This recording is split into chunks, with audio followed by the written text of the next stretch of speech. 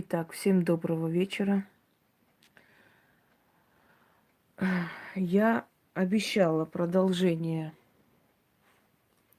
предсказания 2020 года, но для общей картины хочу вас всех попросить открыть предыдущие два прямых эфира на моем канале. Называется «Предсказание 2020.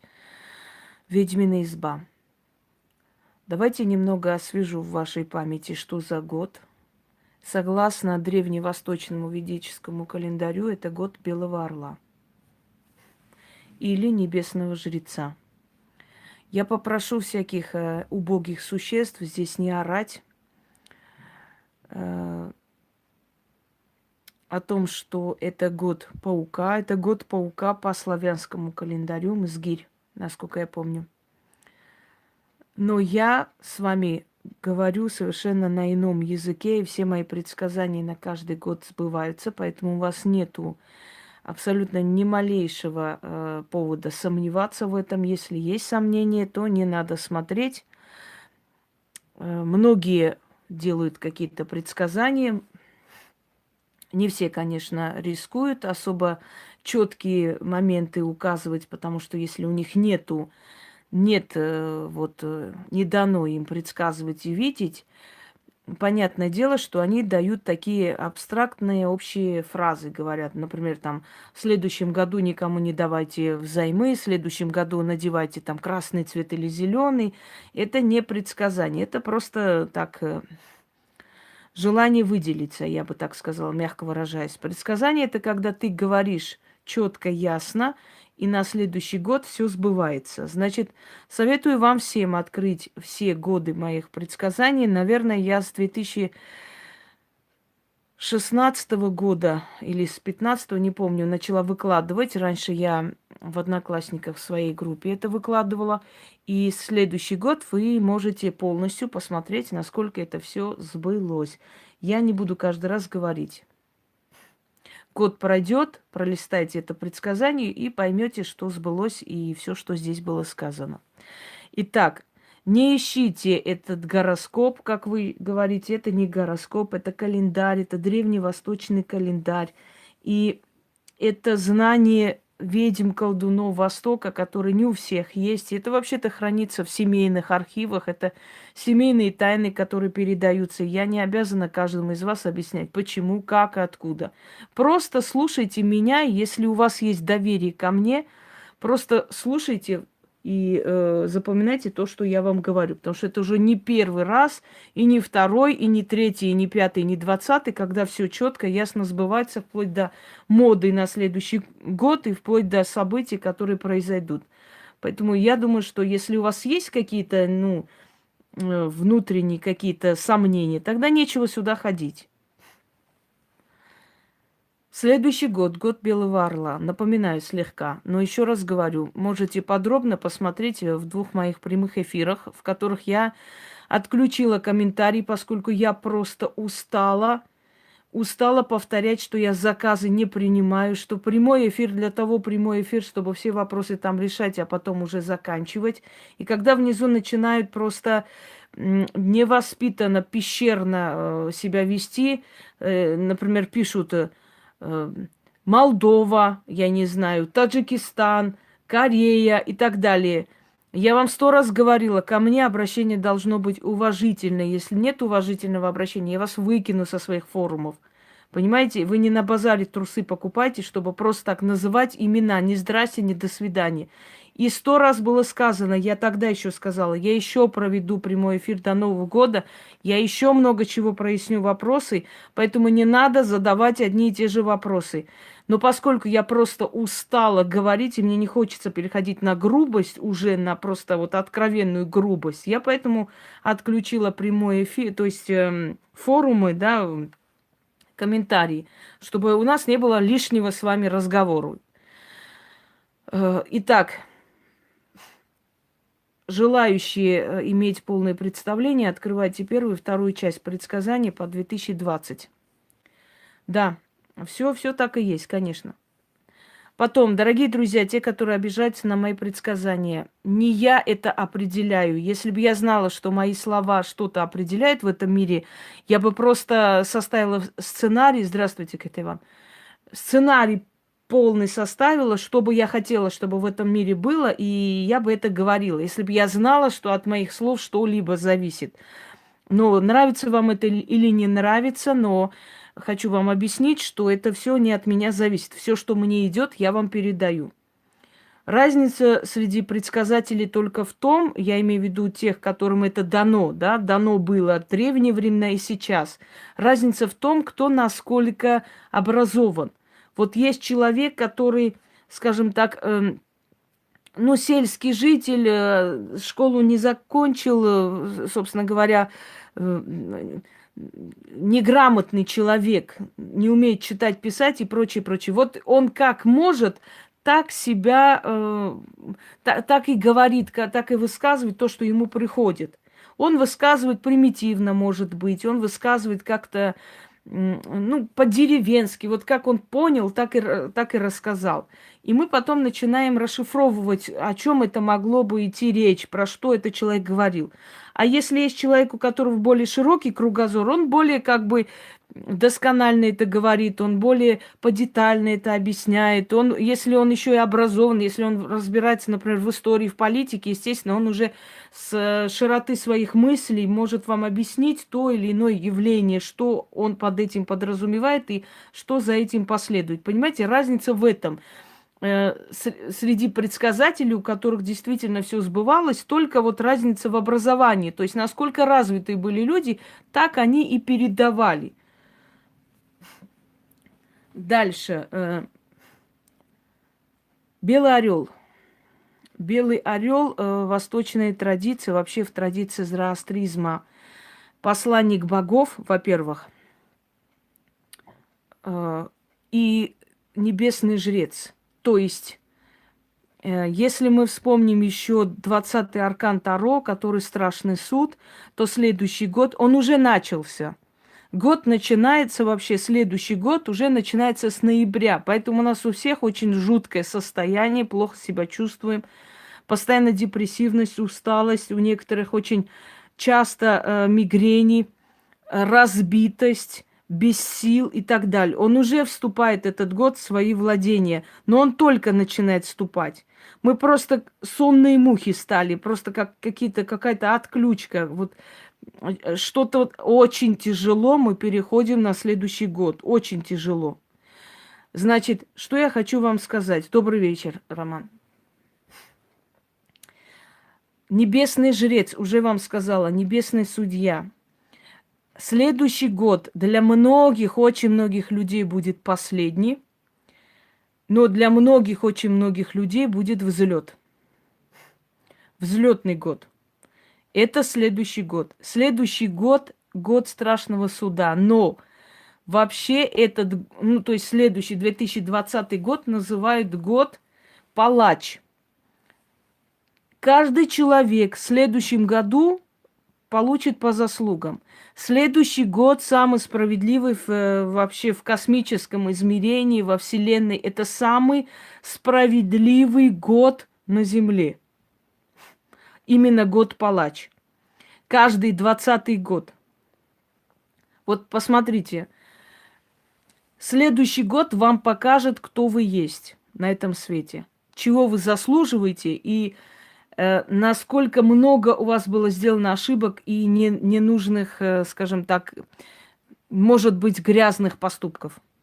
Следующий год вам покажет это. Готовьтесь, следующий год придет очень большая жатва. Огромное количество людей умрут без войны, без каких-то там бомбовых атак, без ничего. Они будут умирать от внезапной смерти, от аварии, от катастроф и прочее, прочее. Хотя следующий год таких страшных мировых катастроф, катаклизмов не обещает, но смертность будет самой высокой за, наверное, последние 2000 лет на нашей планете. Смертность будет огромная. И такое будет ощущение, что вот просто целые нации вымирают. Я вам хочу сказать для тех, кто говорит, что страшно. Дорогие друзья, вот если ваша совесть чиста, вам бояться нечего. Мне когда говорят, ой, так страшно за следующий год, я никого не грабила, никого не убивала, я никому доноса не писала, я ни у кого взятку не брала, я ни на кого не писала в милиции там клевету. Понимаете, я ничьи каналы не пыталась взломать, я никому не пыталась делать гадости, я ни на кого не ходила, не клеветала, поэтому я спокойна. Потому что следующий год палач, что такое палач? Это тот, который приносит в исполнение, значит, решение суда, да? Это палач. Он не решает, убивать вас или оставлять, решает Высший Верховный суд там. Он всего лишь будет исполнять решение Верховного суда, вот так вот, грубо говоря. Следующий год большая смертность среди сотрудников милиции, очень большая смертность среди их начальников, внезапные смерти, все, кто крышевал бандитов, все, кто погряз в этих всех, значит, коррупционных схемах, все, кто невинно людей убивал, устранял, все, кто выгонял из своих домов, все судьи, которые подписывали всякие протоколы и хорошо живут, и радостно думают, что все хорошо, следующий год для них последний. По крайней мере, для их семьи очень печальный. Это раз. Второй момент. Начало большой чистки во Вселенной. Начало очень большой чистки во Вселенной. 2020 год. Палач. Дальше.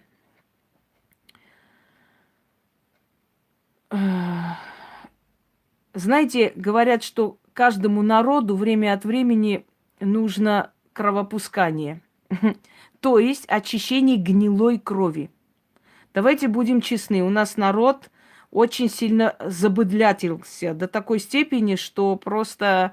да, напоминает, Роман, напоминает мне, когда Петр Великий хотел казнить всех воров в России, то есть путем повешения всех, кто там в казнократстве помешан, кто замешан, то есть кто там еще где-то что-то замешан. И когда Александр Меньшиков, его близкий друг и самый большой вор империи, ему сказал: «Ваше Величество, у тебя не останется подданных».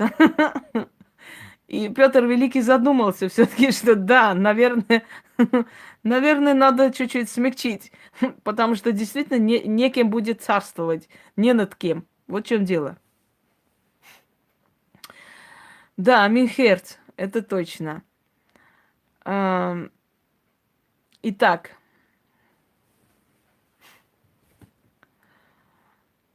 значит, очищающий год. Будьте очень осторожны в своих желаниях. Год большого количества встреч, любовных встреч и замужеств. Решатся судьбы окончательно многих одиноких женщин. Поэтому следующий год все ваши ритуалы, зазывы женихов и так далее будут срабатывать очень быстро. Год, когда вы можете просить наказание своих врагов, и это наказание последует очень быстро, если ваши враги сами виноваты, а не вы. Тоже есть большая разница. Год очень больших явлений, предчувствий, сливание верхнего и нижнего мира. Очень частые будут встречи с призраками, встречи с определенными сущностями. Даже самые неверующие Фомы увидят воочию такие явления и действительно поверят, что существуют другие измерения помимо нашей жизни, да, нашего мира. Год ужасной падений религии. Практически опустошатся церкви и мечети. Очень малое количество людей будет действительно жертвовать или приносить что-либо в религию, потому что люди отходят уже от этих религий, и они все меньше и меньше воспринимают всерьез религии вообще как таковой. Дальше. Можно вот эту Фросию отсюда я выкину, потому что мне уже на нервы действует это ничтожество. Так. Далее. Смерти очень большого количества больных людей, именно больных людей при рождении, то есть люди, которые из себя не представляют никакой пользы обществу. Звучит это плохо, но, к сожалению, это так. То есть дети, которые абсолютно лишены возможности думать, понимать, двигаться и так далее, они будут умирать. Онкология очень помолодеет. Очень многие дети знаменитых людей заболеют онкологией в следующем году и начнут друг за другом уходить. Но людей знаменитых, у которых не очень чистая, скажем так, совесть. Далее. Уйдут люди слабые. Слабые роды прекратятся в следующем году. Многие роды просто прекратятся. Друг за другом будут уходить люди. В течение года, может, 2-3 человека в семье умрут. Остановится род. Люди бесхребетные, не способные ни на что. Люди, которые жалуются вечно на всех и вся. Готовьтесь, следующий год может быть последним для вас, потому что Вселенная очищает от грязи себя. Очищает от людей, которые бесполезны. Бесполезны для мироздания. Они не нужны. Их будут убирать. Просто, как говорили коммунисты, пускать в расход. Дальше. Следующий год – год смерти многих политиков. Падение многих политиков. Позор многих политиков, к сожалению, многих стран мира. Не только старых политиков, но и молодых политиков и прочее, прочее. Сейчас перейдем к странам, пока я общие пока вам скажу. Я вам уже говорила, какие будут цвета в моде и так далее, и так далее. Я не хочу сейчас на этом останавливаться, потому что сейчас немножко другое, более такое. Да. Еще раз говорю, у кого есть желание более подробно посмотреть, посмотрите «Предсказание 2020. Ведьмина изба». Первую и вторую часть. Там очень много нужного, что вы хотели бы увидеть. Да, и вы увидите, сколько будет совпадений.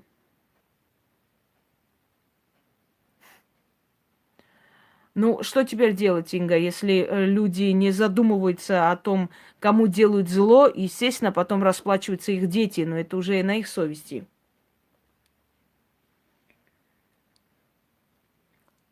Так, следующий год огромное количество смертности пьющих людей и наркоманов. Огромное количество, поэтому те, которые живут сейчас с этой падалью, можете постепенно уже готовиться к тому, что скоро ваше освобождение не за горами. Очень большое количество будет передозировок, очень большое количество будет внезапной смерти подобных существ. И, собственно говоря, мир очистится. Так.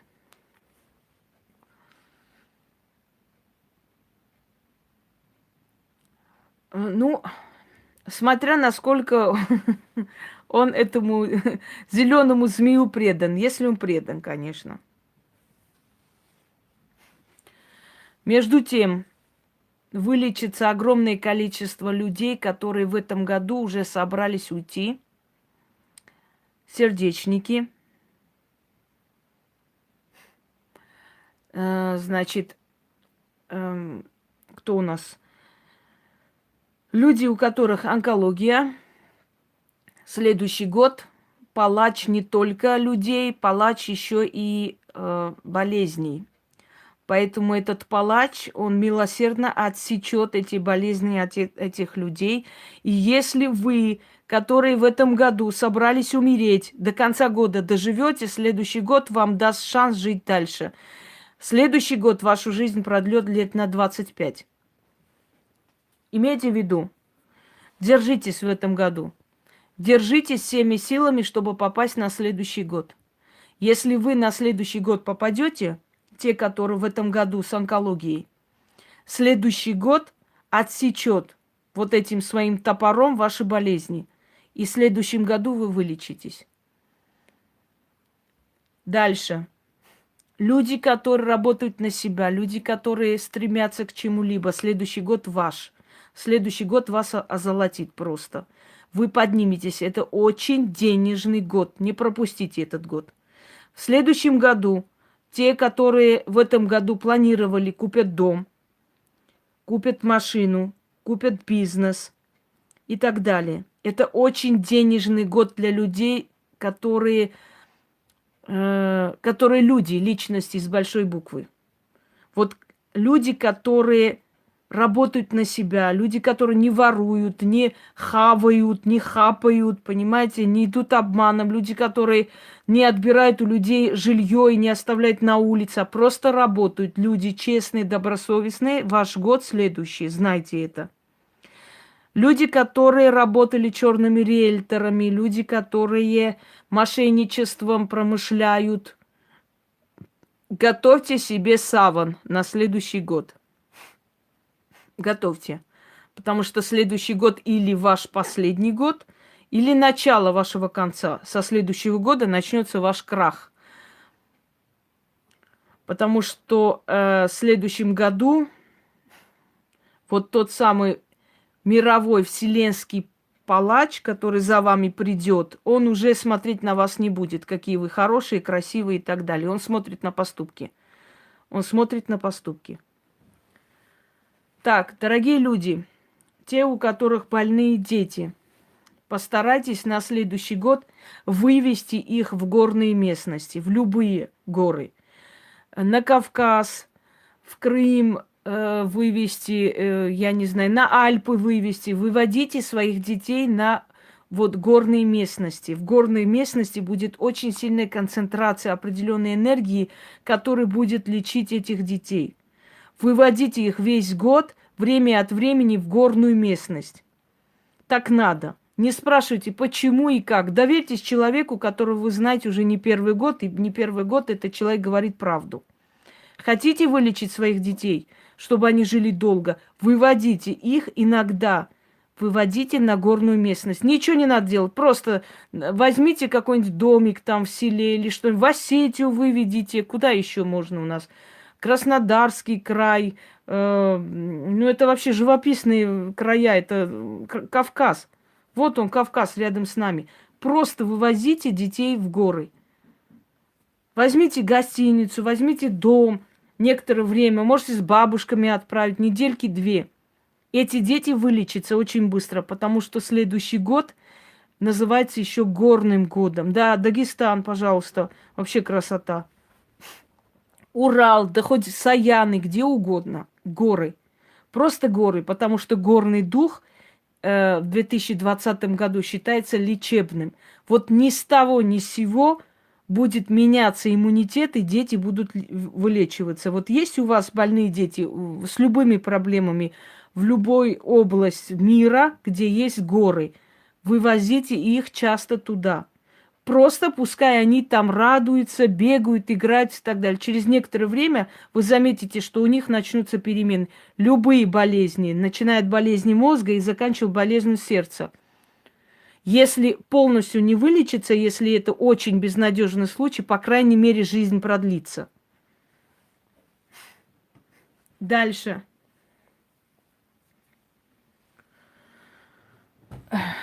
Люди, которые не могут себя найти. Люди, которые не могут понять, как найти себя в этой жизни, чем заняться, что делать. Обращайтесь к силе огня. В следующем году сила огня очень добрая. Если в год Молоха, вы помните, он сожрал столько всего, и зимняя вишня еще сгорела. Я в год Молоха, когда говорила вам, что будьте осторожны с огнем, это был год злого огня, агрессивного огня. Следующий год – это год доброго огня. Обращайтесь часто к огню, зажигайте свечу, сидите, смотрите и представьте вот все свои планы. Через некоторое время эти ваши планы будут открываться, открываться и открываться. Еще больше. Спасибо, Ирина. Мне очень приятно, но пишите на русском, чтобы мы все поняли. Далее. Лечебные свойства воды. Смотрите. Ночью перед сном молча, перед сном просто молча набирайте воду ночью, не сейчас.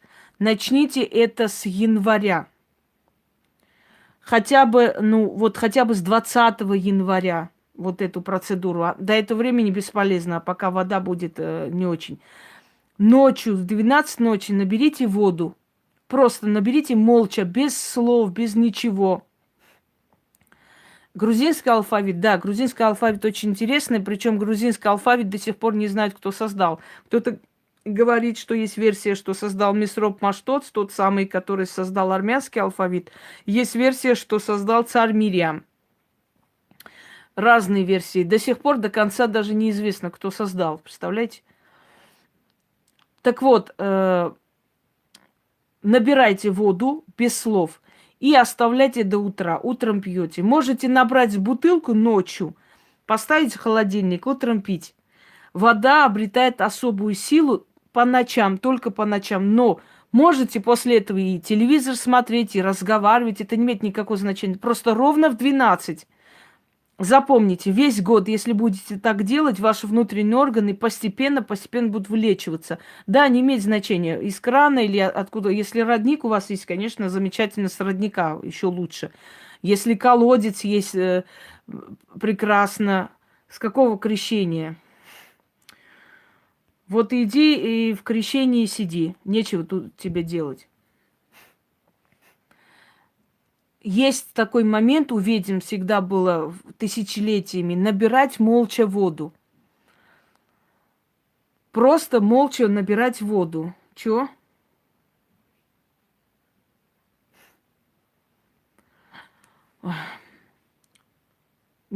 Нельзя разговаривать. Набирайте молча воду. Вода, как бы, она насыщается некой энергетикой. Потом ставите куда-нибудь, в угол.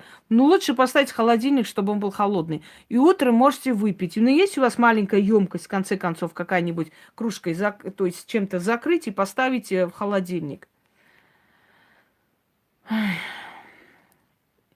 Воду, Гагик, надо набирать. Если она ржавая у вас вода, значит, набирайте с родника. Нужно набирать бегущую воду. Если бы можно было просто с бутылок пить, я бы вам сказала. Вода должна быть свободной, понимаете? Она должна быть свободной. Ее набирать нужно, она должна течь, текучая вода. Только тогда можно ее пить, и она будет оздоравливающей. Весь год сделайте вот это. Да можно в любую кружку, какую хотите, как хотите. Можете просто набрать, поставить куда-нибудь, утром пить. Но чтобы она была стерильная, чистая и холодная, конечно, лучше закрыть и поставить в холодильник. Так будет лучше. Она будет исцелять вас изнутри. Через некоторое время вы заметите, ваши головные боли начнут уходить, усталость пропадет. Вот 2020, каждый год это можно делать, но 2020 год, он не просто палач. Дорогие друзья, откройте мой ролик, палач называется. Вот наберите прям палач, ведьмина изба. И этот ролик вам очень многое объяснит. Палачи не только отсекали головы и убивали людей и приносили, скажем так, в исполнение там решения судов и прочее. Палачи были еще целители. Они были врачи. Они очень хорошо знали анатомию человека и поэтому излечивали людей. Они исправляли им кости, они исправляли им спины. Екатерина Великая в детстве была горбатая. у нее постоянно было смещение костей. Она была горбатой, она носила жуткие корсеты для того, чтобы хоть немножко скрыть эту горбатость. Мать стеснялась ее, не выводила в общество. Екатерину Великую вылечил палач, местный палач. И она об этом рассказывала, что ее вылечил местный палач, Костоправ. Он исправлял ей кости. В конце концов, исправил. К 16 годам у нее осанка стала шикарной. Да, да, да. Вот Екатерину Великую вылечил палач. Многие палачи уставали от этой работы, уходили, становились целителями. Через много лет или после их смерти только узнавали люди, что он был палачом когда-то, понимаете? Палачи занимались очисткой мусора в городах, палачи занимались очисткой от бродячих животных. То есть они несли общественные очень полезную работу, хотя многие их шурались, вообще не любили. Бывали целые династии палачей, которые во Франции известны, в Средней Азии известны. Это были просто, скажем так, ну, династия палачей, которые служили государству, и они считались на государственной службе. Палачам давали продукты бесплатно. Люди не брали с них денег, считая, что деньги, которые они получают за казни, то есть они кровавые деньги. Поэтому палач, когда выходил на рынок, ему были обязаны давать любые продукты в любом количестве. Он был государственным служащий. Если этого не делалось, то могли за него наказать, понимаете? Так что палачи, имею в виду, что палач, как бы он не вызывал у нас отвращения и понимания неприятностей, в любом случае палачи были еще и врачеватели, палачи были очень разумные люди. Среди палачей были врачи, среди палачей были такие, знаете, значимые фигуры. Например, палач, которого выписывали из Франции для казни Анны Болейн, он считался очень хорошим, скажем так, мастером своего дела, и он брал там 5 золотых за каждую казнь.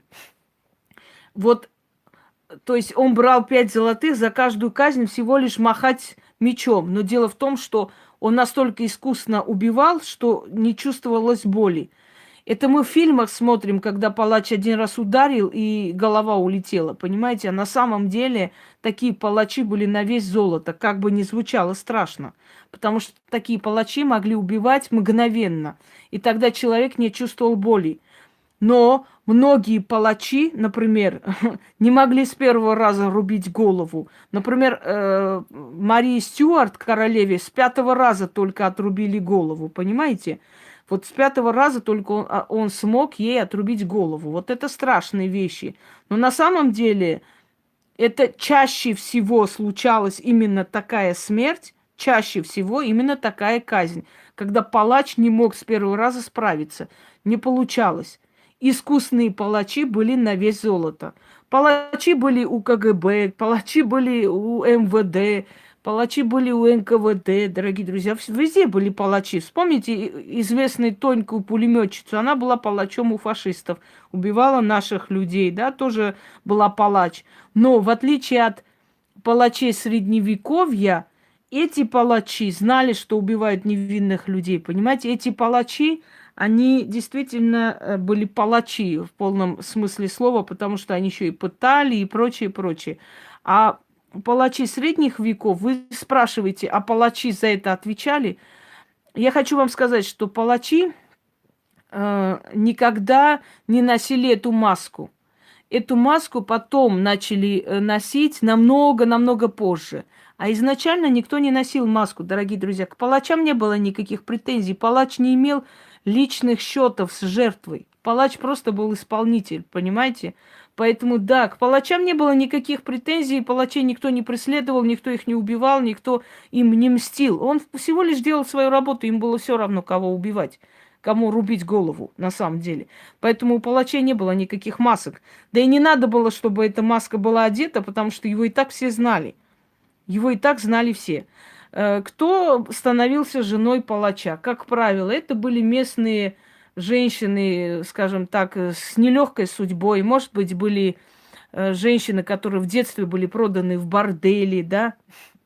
Женщины, которые были ну, выкинуты на улице, сироты, дети беспризорные и прочее, прочее. Потом женой палача могла стать, скажем так, жена какого-нибудь живодера, дочь живодера или еще кого-нибудь. То есть они брали из своего круга общения, палачи, себе жену. И известный в истории случай, когда очень такие эффектные красавицы влюблялись в палачей. Есть один в истории Персии, есть один такой случай. Я вам уже сказала про маску, вы хоть слушать умеете или нет?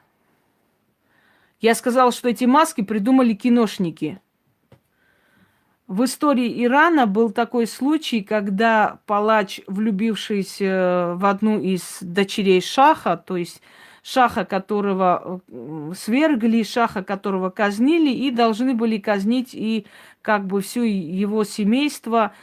Основное количество людей смогли сбежать, но осталась дочь шаха, одна из них. Насколько я помню, сейчас ее имя... Ормиздухт. И вот, значит, палач, который должен был отрубить ей голову, перед этим решил посмотреть на свою жертву, прикинуться, понять, как это все делать. Все-таки женщину казнить ему не приходилось.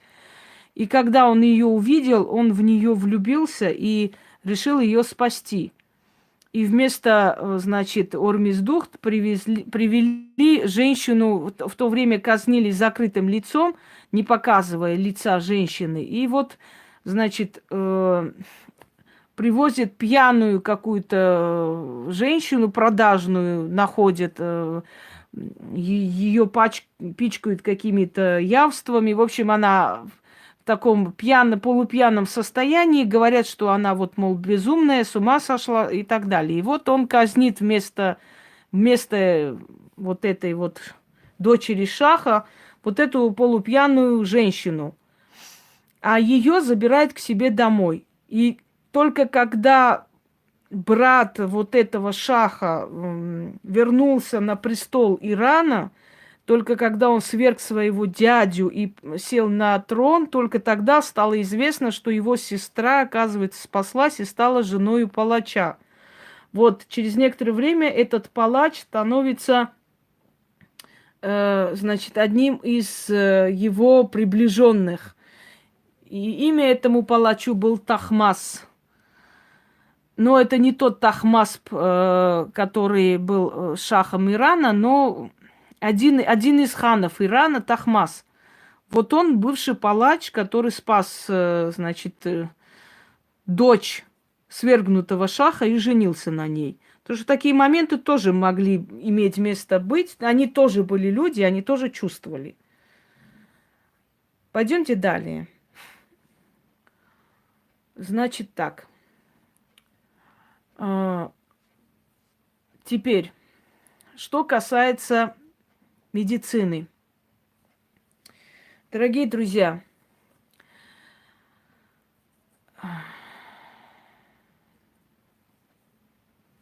я не поняла, что это за «эй» и прочее, прочее. Это что за возгласы детского сада? Не вздумайте больше такое писать, иначе окажется в черном списке. Дальше. Банки. Банки очень сильно укрепились у нас вообще в странах, но в 2020 году планируется разорение 2 крупных банков. Но я думаю, что вкладчики особо не будут разочарованы, потому что это банки все-таки коммерческие, а в коммерческие банки люди не особо-то бегают там какие-то вклады свои. Они больше оттуда берут, как правило, кредиты. Так что разорение им только на руку, но не наоборот. Явления, которые вас, может быть, напугают в какой-то мере. Да, вот отмыли деньги, да, теперь уже банк там Иван Петрович переименовали Сидор Васильевич. И все, собственно говоря, а люди те же самые. Упадет рынок жилья. Посмотрите на этих идиотов, на их вопросы. Просто посмотрите, вот что теперь несет народ.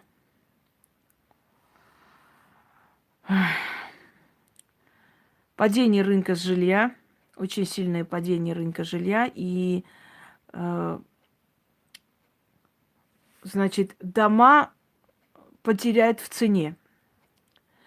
Потому как рабочих мест становится мало, и, естественно, дома, которые за чертой города, они становятся дешевле.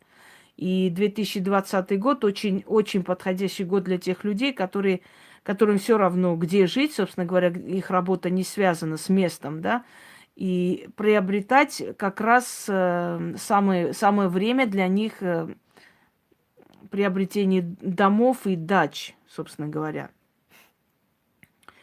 О диких зверях мы с вами уже говорили, тогда еще раз повторяем. Очень много столкновений с дикими зверями, будьте осторожны. Это год, когда роль человека отходит на второй план и выходят духовные сферы.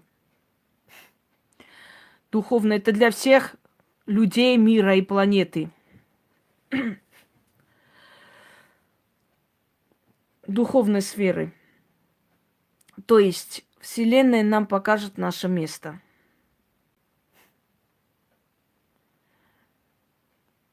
Вселенная нам покажет наше место, кто мы есть.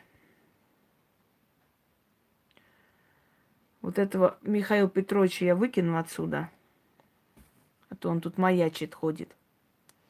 Теперь задавайте свои вопросы, но не одинаковые, не однообразные. А я между тем буду, если есть что-то новое, я вам скажу. Еще раз напоминаю, 2020 предсказания можете посмотреть для общей картины. Ой, боже мой. Ну, давайте теперь горы будем перечислять. Какие горы подойдут и куда. Горы есть горы. Правда ведь? Гора есть гора. Какая разница, какая она? Жигулевская она или что-то еще? Что значит по медицине? Что за по медицине? Это что за вопрос? Вас выкинуть отсюда? А вы что, практикующие, что ли? Взлет, практикующий магию? Вот идиотизм тупых существ.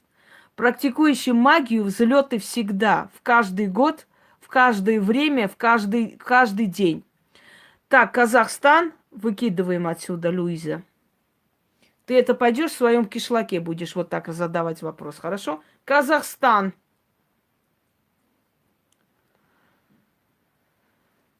Так, пойдемте дальше.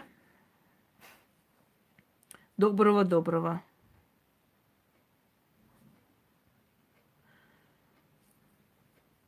Что ждет в следующем году рожденных? Идите вон отсюда. Я вам не собираюсь сидеть и смотреть судьбы. Спасибо. Что вы хотели про Беларусь спросить? Как было, так и будет. Ожесточение будет еще больше и больше про Беларусь. Ничего нового про Беларусь сказать не могу. То же самое, что и здесь. В любой стране мира.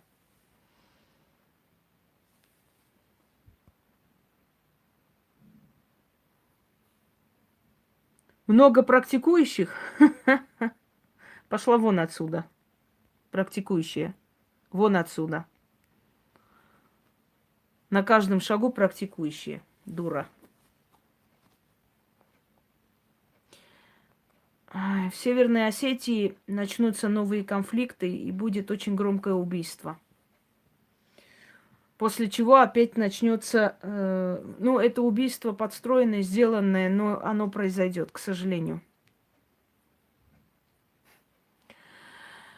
Знаете, Айшат, дело в том, что лекарство от рака давно найдено, и давно он есть. И люди, у которых есть много денег, они все-таки могут спасти себя, если, конечно, вовремя начнут. Оно уже давно найдено, но поскольку это очень выгодный бизнес, поэтому очень удобно и выгодно вот так вот. А какая разница, кто я? Зачем мне нужно быть Вангой, чтобы что-либо говорить, тупое существо? Ванга на своем месте, я на своем. Что? В Америке будет очень высокая безработица. Начнется опять столкновение кланов. Америка начнет такую хитрую политику, как бы, скажем так, сплочение народов. Таких резких скачков я не вижу, хотя президент Америки как бы внушает такое, знаете, чувство резкого человека, человека без страха и прочее, прочее. Но такого резких страшных перемен, именно связанных с внешней политикой Америки, я не вижу. Наверное, он сейчас пытается больше сплотить народ вокруг себя. Чего вы написали? Можно им подарить фигурку Бога-врачевателя? Можно, почему нельзя? Подарите Асклепия. Пускай он покровительствует ему. Как вразумить детей, что появилась интерес к учебе? А вы про ремень слышали вообще? Ремень – это хорошее средство вразумления сразу же. Ураганы будут. Сильные землетрясения не вижу. Ураганы будут и море. С морем есть опасения. Море постепенно начинает завоевывать сушу. Я про Казахстан уже столько говорила. Откройте, посмотрите про Казахстан. Следующий год. Я столько говорила про Казахстан, что по новой вы хотите про Казахстан. 500 раз одно и то же. Хорошо, еще раз говорю. Еще раз говорю про Казахстан. Как говорила тогда. Поднимает голову националистическая большая организация. Когда-то эта организация называлась «Мусаватисты». И она снова поднимает голову в Казахстане. И снова будет поднимать, уже поднимает. Очень большая коррупция в Казахстане, жуткая коррупция. Под видом каких-то там террористов и прочее, прочее забирают людей, мучают, бьют. И с них, значит, выбивают показания какие-то. В Казахстане жуткая ситуация, но Казахстан сам себя загнал туда вот этой ненавистью между собой. Они между собой-то ненавидят друг друга, понимаете? Эти маленькие кланы, эти маленькие, эти... Но если это везде, какого хера вы сюда пришли и спрашиваете? Если это везде и всюду, пошла вон. Устала уже. Устала от тупого народа. Сейчас опять скажут, вот такая грубая грубиянка, да идите вы лесом. Когда одно и то же ты говоришь людям, опять тупо повторяют, ты уже устаешь от этого всего. Чего? Все.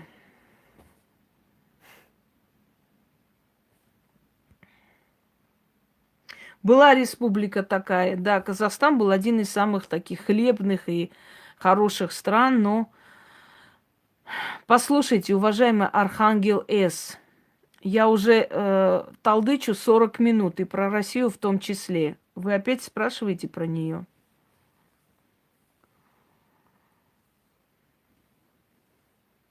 Феодальный – это мягко сказано. Феодальный – это еще мягко сказано. Я об этом уже говорила и повторяться не хочу.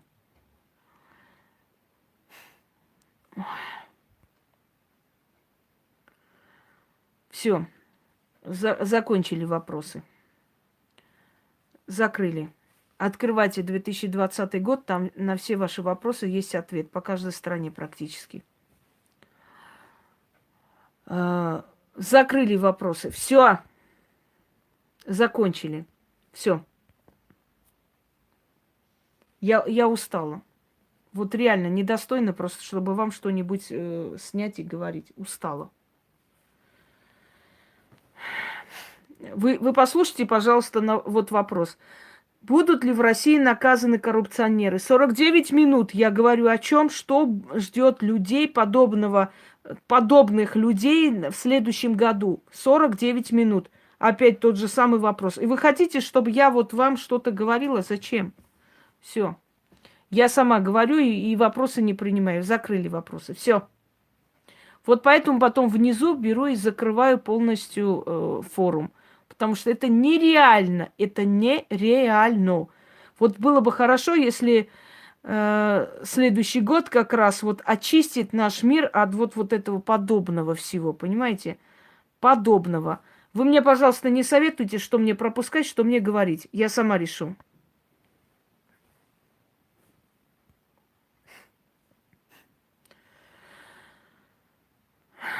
Так.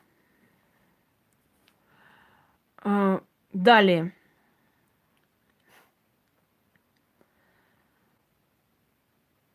Дорогие друзья, в следующем году постарайтесь, если вам что-либо понравится и вы захотите приобрести, постарайтесь в следующем году до последней копейки не тратить из своего кошелька. Вот до последней копейки не тратить из своего кошелька.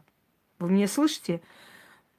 Идите домой, возьмите дома деньги, снимите с карты, например, деньги отдайте или картой расплатитесь. До последнего вот просто не тратьте, чтобы у вас оставалось там 100-200 рублей в кошельке и прийти домой радостные, что вы что-то купили. Потому что следующий год, он будет нацелен, то есть он будет приумножать то, что у вас есть. Если вы все время будете тратить до последней копейки, у вас все время будут тратиться деньги до последнего. А не тратьте до последней копейки с кошельков деньги на следующий год.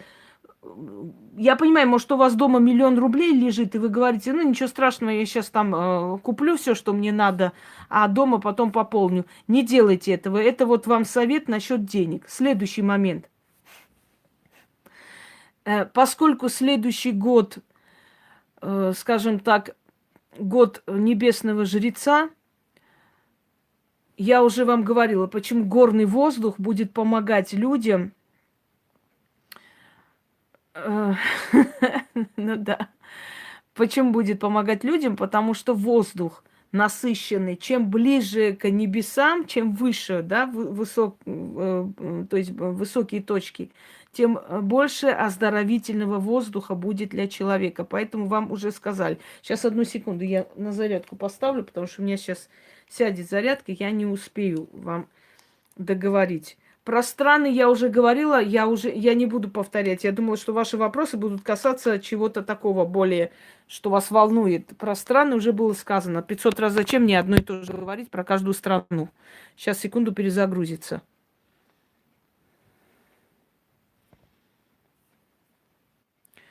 Так, повторное подключение. Так.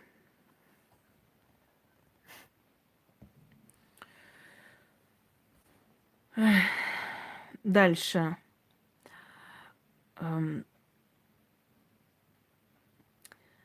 Так, я уже говорила о том, что следующий год очень многие найдут любовь, и многие создадут семьи. И причем эти семьи могут быть очень крепкие. Начните... О, начинается. Откуда эта живность выскочила, не могу понять. Дальше.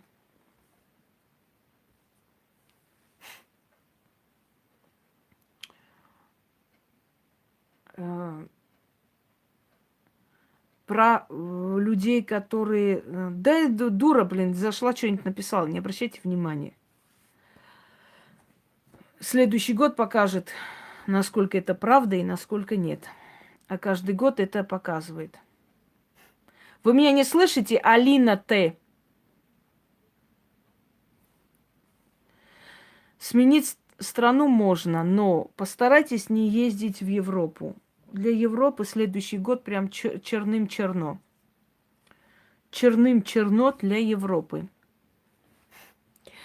Возрождение восточных стран. Начинается эра восточных стран. Вот смотрите. Россия, она находится между Азией и Востоком. В Европе всегда, скажем, людей, которые живут здесь, население России, называли скифами или азиатами. То есть они считали это население азиатской. Так вот, я хочу вам сказать... Спасибо. Я хочу вам сказать, что начнется возрождение древних народов, я уже вам говорила, эра Водолея. Народы, которые были созданы... Вот смотрите, сейчас, в данный момент, пока еще правление у тех народов, которые были созданы после Рождества Христова, то есть 2000 лет назад, еще меньше. Те народы, которые были созданы, которые в историю вошли как народы после Рождества Христова. Это были европейцы, это были американцы, да, Австралия, Англия и прочее, прочее. То есть это народы, которые, которым очень подходила эра рыб, то есть эра религии после Рождества Христова.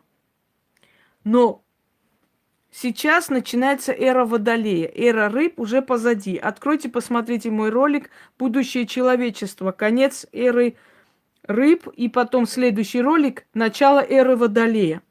Так вот, эра рыб – это всемирные войны на религиозной почве.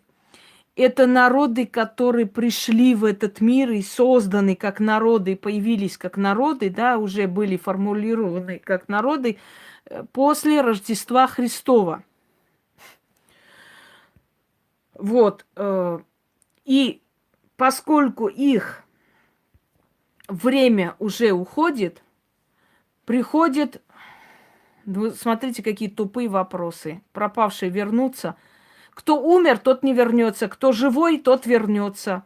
Да, если Путин и Медведев умрут, Паша Килячин, у тебя наступит рай земной просто. Вот как только Путина и Медведева не станет, ты сразу станешь миллиардером. Все из-за них, все, во всем они виноваты. Вот они виноваты, что сутками сидишь с пивом в руках, валяешься на диване и ни хрена не можешь добиться в этой жизни. Вот как только их не станет, тут же включи магнитофон и начинай плясать. Значит, ты уже миллиардер. Это ужасно. Если вы связываете все свое будущее с Путиным или с Медведевым, то вы несчастные люди, я вам честно скажу. Сидеть всю жизнь, ждать, пока один из них помрет или останется, или что там у них случится, понимаешь, это просто ужасающая, страшная вещь, дорогие друзья. Вы живите своей жизнью. Работайте, создавайте, покупайте, поднимайтесь, выходите замуж, рожайте детей. Вы не обращайте внимания, кто там Путин, Медведев, Петров, Иванов.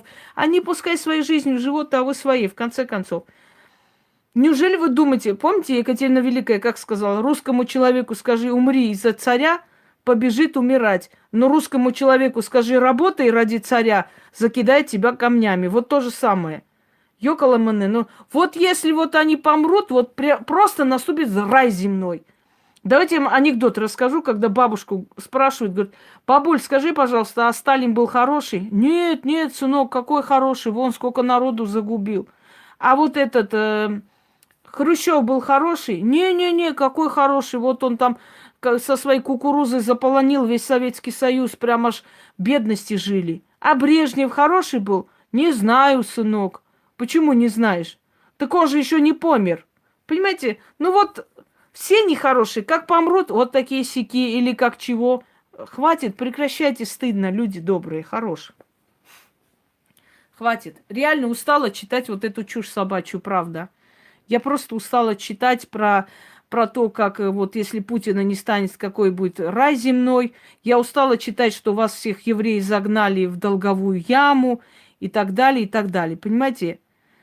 Вот просто устала читать. Вот я живу себе спокойно, и вот ни один еврей не пришел меня в долговую яму, не загнал. Наоборот, евреи одни подарки мне отправляют со всего Израиля. Но вот в долговую яму они меня загнать как-то и не пытались. А что, евреи виноваты, если ты тупой? Ты пошел, взял 100 тысяч, погулял себе там хорошо, день рождения, а потом не хочешь отдавать. Вот они, евреи, такие-сякие, меня загнали в долговую яму. У тебя есть мозги свои, никто тебя никуда не загонет, то есть не загонит, если у тебя есть свои мозги, конечно. Поэтому очень удобно, правда, валить на евреев, на всех остальных, только не на себя, только не себе, любимому, что-нибудь лишнее говорить. Ну как причем евреи? Вот так при том. Евреи виноваты, армяне виноваты, Путин виноват. Все виноваты, кроме нас с вами.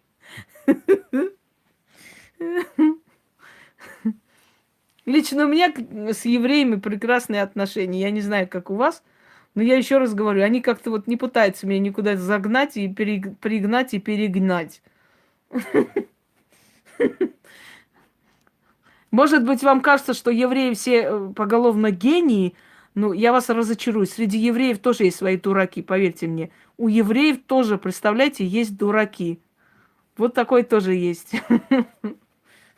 Ужас какой-то, что творится. Не, правда, люди просто думают, что если вот слово еврей, это значит просто-напросто, как вам сказать, гений просто, вот гений в обманном искусстве. Но я вам еще раз говорю, что среди евреев тоже есть дураки, идиоты тоже, у них тоже есть дебилы. Попадаются. Может, меньше, чем у нас, но есть. Господи, что такое? Ой.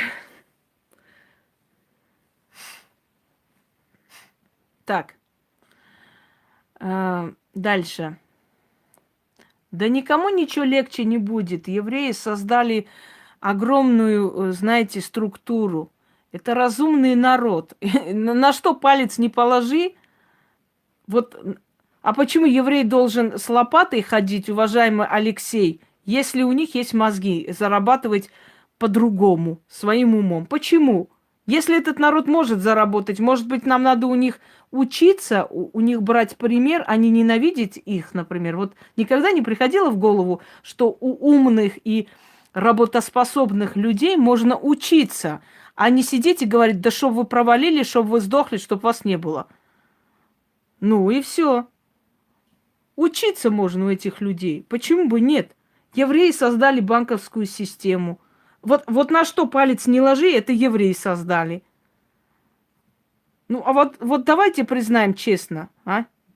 Может, правда? Это что за Нелия Афанасьевна, я не поняла. Где она тут ходит? Я ее не вижу. Как только увижу, поговорю. Вот не вижу я ее, Роман. Самоликвидировалась. Не, просто я считаю, дорогие друзья, что надо признавать свои ошибки.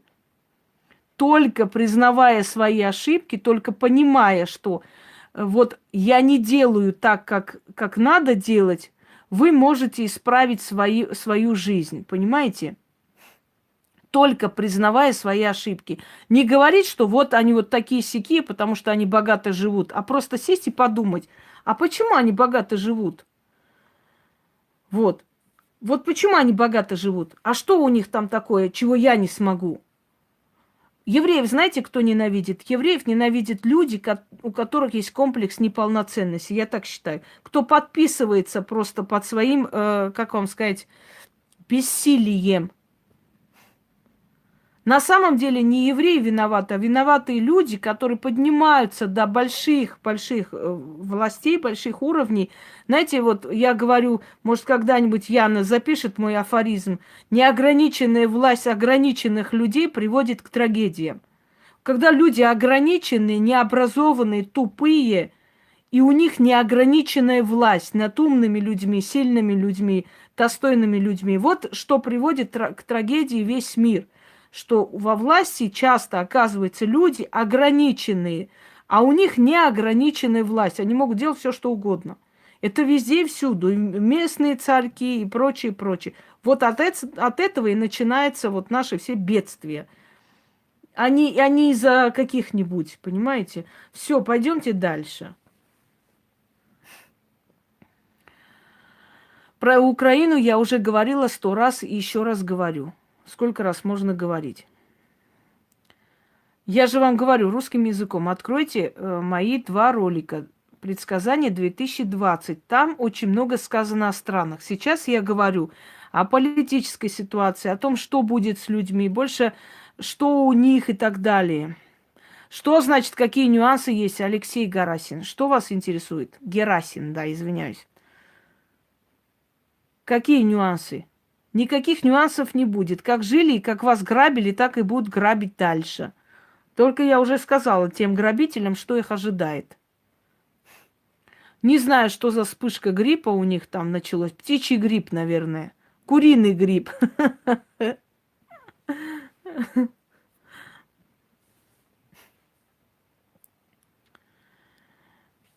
Чего? Все, что они делают, направлено только на одно уничтожение человечества, рожденное Творцом. Ой, иди ты в задницу, Нина Дмитриева. Иди туда, пожалуйста. Иди. Дура кукуевская, господи.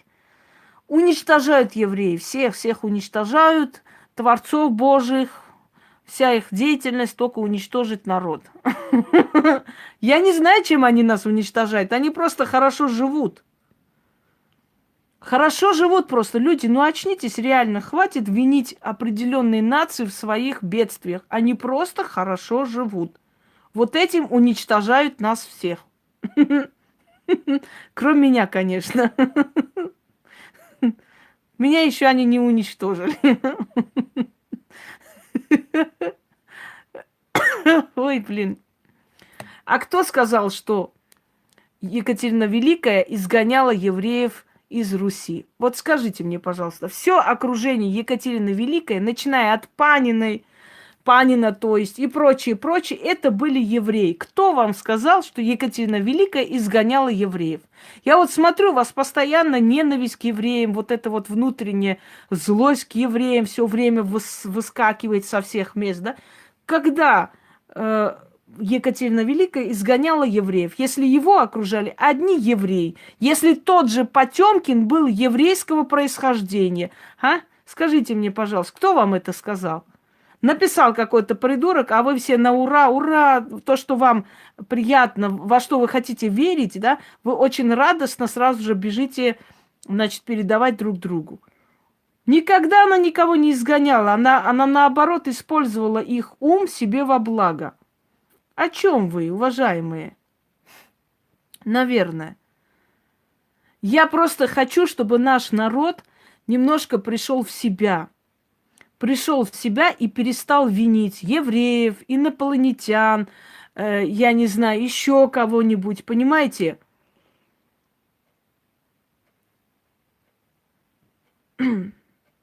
И прочее. Вот,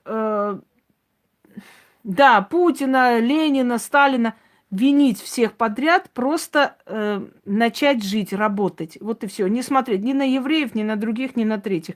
Поднимите руки, пожалуйста. Вот последний уже говорим и заканчиваем эту тему. Поднимите руки все, кому евреи специально пришли, загнали в долговые ямы, отобрали все, что у них есть, еще что-нибудь там сделали евреи. Лично, вот каждому из вас, что лично вам сделали евреи? Скажите мне, пожалуйста. Так вот, когда евреев забирали казнить на Украине к Бабьему Яру, это можете открыть, посмотреть, «Дети из бездны» называются. Каждый из них, вот свидетели того времени, это дети, которые видели казнь своих родителей. И они говорят, нас гнали всех, и среди этих людей были учителя, врачи, и, значит, ну, в общем, люди, которые были полезны обществу, евреи, их когда гнали, и они начинали, значит, кричать, мол, вот еще один, вот еще, не буду сейчас называть эти слова. И вот эта женщина плачет и говорит, а эти евреи, каждому из них столько сделали добра, столько сделали добра. Среди них были повитухи, среди них были врачи, к которым они всегда ходили, и те с радостью им помогали и говорили, какие лекарства выпить, понимаете? И говорит, они с такой ненавистью, эти люди, которые, у которых они принимали когда-то роды, которых лечили, с такой ненавистью, с такой радостью их выгоняли на улицу и сдавали полицаям, что, говорит, я просто смотрела, и мне так было больно, что вот за что тех евреев, которые столько им сделали добра. Вот и все, дорогие друзья. О чем тут говорить? А почему их ненавидели? Хотите, скажу? Потому что это были люди, которые работали, у которых хорошо жили, у которых были хорошие квартиры, дома, удобства. Они были врачи, учителя, философы, ученые. И, естественно, вызывали ненависть у быдла. Понимаете? У быдла колхозного, необразованного. Они вызывали ненависть. Потому что видели, что у тех красивые шляпы, красивые одежды, красивые вещи, красивые там дома, все такое. И у них это вызывало ненависть и зависть. Вот единственное, что евреи сделали плохого вам всем, это они просто живут лучше вас. Вот и все. А почему они живут лучше вас? Потому что работают с утра до ночи, с ночи до утра. Вот и все. Поэтому давайте вот просто вот подпишитесь под свою вот никчемность. Вот подпишитесь, напишите. Мы никчемные людишки, ненавидим евреев, потому что они лучше живут. Вот и все. И не надо, пожалуйста, сваливать на них какое-то там убийство божьих людей и прочую хренотень, которые просто, ну, вам уже больше нечего говорить. Прекращайте, это омерзительно, это вас ведет в бездну. Все. Закончили на этом разговор.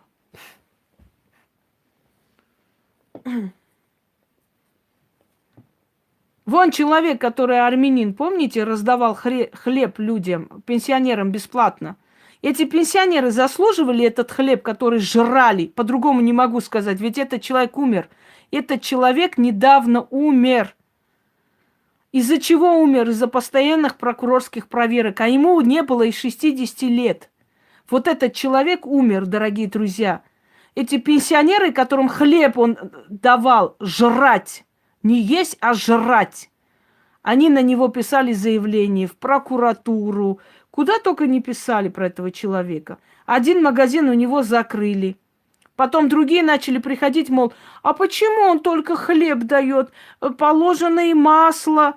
Бабку одну спрашивают, она говорит, ну это же не просто же так он делает, видимо, от государства-то ему что-то приходит. Ничего ему от государства не приходило. Он просто сказал, мне просто было жалко людей, которые даже свои дети, то есть не приносят ни хлеб, ничего.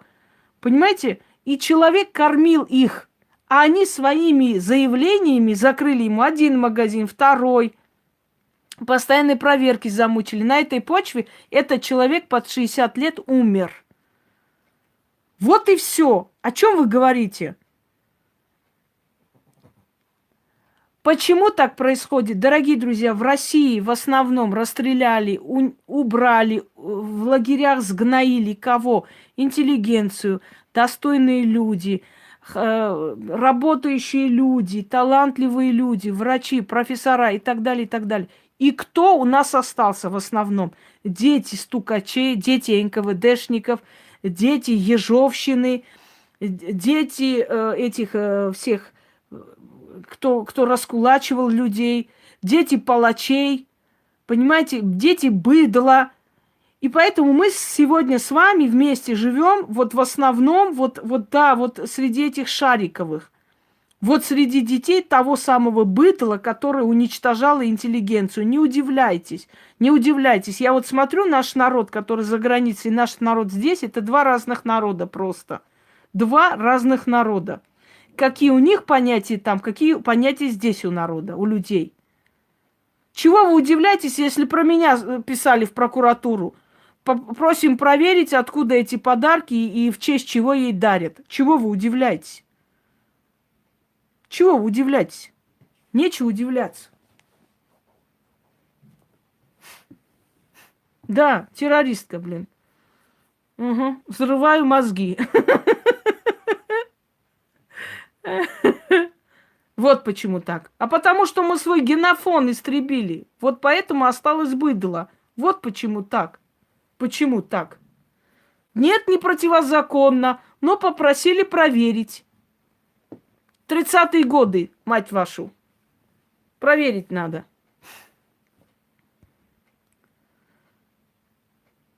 Пойдемте дальше. Ну так я и собираю зал. Вон 2600 человек активных и 5000 смотрят в данный момент. Это не зал разве? Это целый зал собрано сидит. Почему масоны все евреи? Масоны вообще-то в переводе означает вольный каменщик. Масоны созданы были сначала во Франции. Почему масоны евреи? Масоны как раз вообще к евреям, можно сказать, особого отношения-то и не имеют. Может, там и есть евреи, но масоны созданы не евреями абсолютно. Масонское ложе, оно изначально было создано, как называли себя вольные каменщики, потому что изначально первые масоны это были каменщики, мастеровые, которые... Что такое масоны? Масоны это люди, которые поддерживают старые системы, старую власть, старые знания, философию. То есть они все, то есть против любой новизны. Консерваторы. И масоны, собственно говоря, это не запрещенная какая-то организация страшная, ужасная. Масоны – это масон. Вы немножко путаете масонов. И вот, Кэты вам, пожалуйста, она зашла на сайт. У нас в Грузии, знаете, сколько евреев было? Сейчас есть. А что, плохие люди? В Грузии, половина Грузии евреи. Грузинские евреи они называют. Потом начали уезжать в Израиль. Замечательные люди. Так вот, вы немножко путаете масонов и, скажем так, иезуитов. Вот иезуиты – это была организация, специально созданная Папой Римским, и носила имя иезуиты, то есть дети Иисуса, Иисуса, если уж правильно на латинском. В чем была функция иезуитов? Функция иезуитов была в том, чтобы в исламских странах в основном постепенно расшатать, как бы, скажем, фундамент, основу страны и вернуть христианство. Понимаете? И если для этого нужно было пожертвовать собой, они шли на смерть. Иезуитами становились османские визири. Иезуиты дарили османским султанам или персидским шахам красивых женщин. Некоторые говорили, что Хюррем тоже точно так же подстроена подстава, якобы она рабыня, что на самом деле она была шпионка, но потом влюбилась в Сулеймана и больше не стала помогать иезуитской ордену. Вот. То есть это были люди, которые, в задачу которых входило расшатать основу исламской страны и постепенно привести к христианству. Папа Римский же хотел лапу наложить во все страны, понимаете, а, скажем, страны Востока, вот Османская империя, Персия, это же были очень богатейшие империи, поэтому он хотел эту основу расшатать и вернуть в лоно церкви. Вот что он хотел. И поэтому была такая организация таких посланников, тайных посланников под именем иезуиты. Сейчас они сохранились просто символически, чисто символически. И они, то есть они были готовы жертвовать собой. Они были как смертники. Если их, значит, вычисляли, они должны были покончить с собой или пойти на на казнь, но не выдавать своих и не говорить о своих планах. Вот и все. Собственно говоря. Масоны, мне кажется, Роман, что масоны это для отвода глаз. Понимаете? Масоны не правят миром. Масоны подчиняются более сильным, скажем так. Мария Глижева, вы в черном списке. До свидания. То есть сверху более такие сильные правители. Значит, повторяю, для особо одаренных, глухонемых людей, уважаемые люди, про страны уже сказано. Открывайте ролик 2020. Предсказание. Рядом ведьмина изба. И смотрите, про страны уже сказано там. Миллион раз я говорить не могу. Я сейчас говорю больше о сфере человеческой жизни и что вокруг нас будет твориться, дорогие люди. Дальше. Ой. У меня уже черный список полон. Не знаю, сколько их туда кинуть. Пойдемте далее.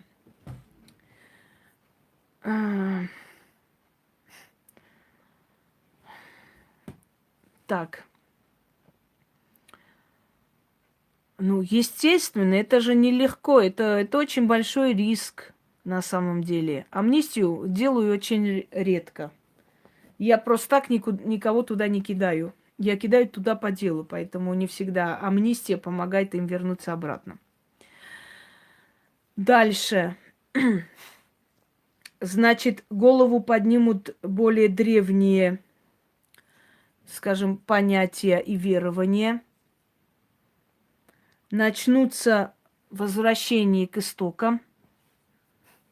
Но в частности, уже, скажем, на Востоке, в Таджикистане есть уже организация людей, верующих в Ахура Мазду, то есть зороастризм начал поднимать голову и очень сильно.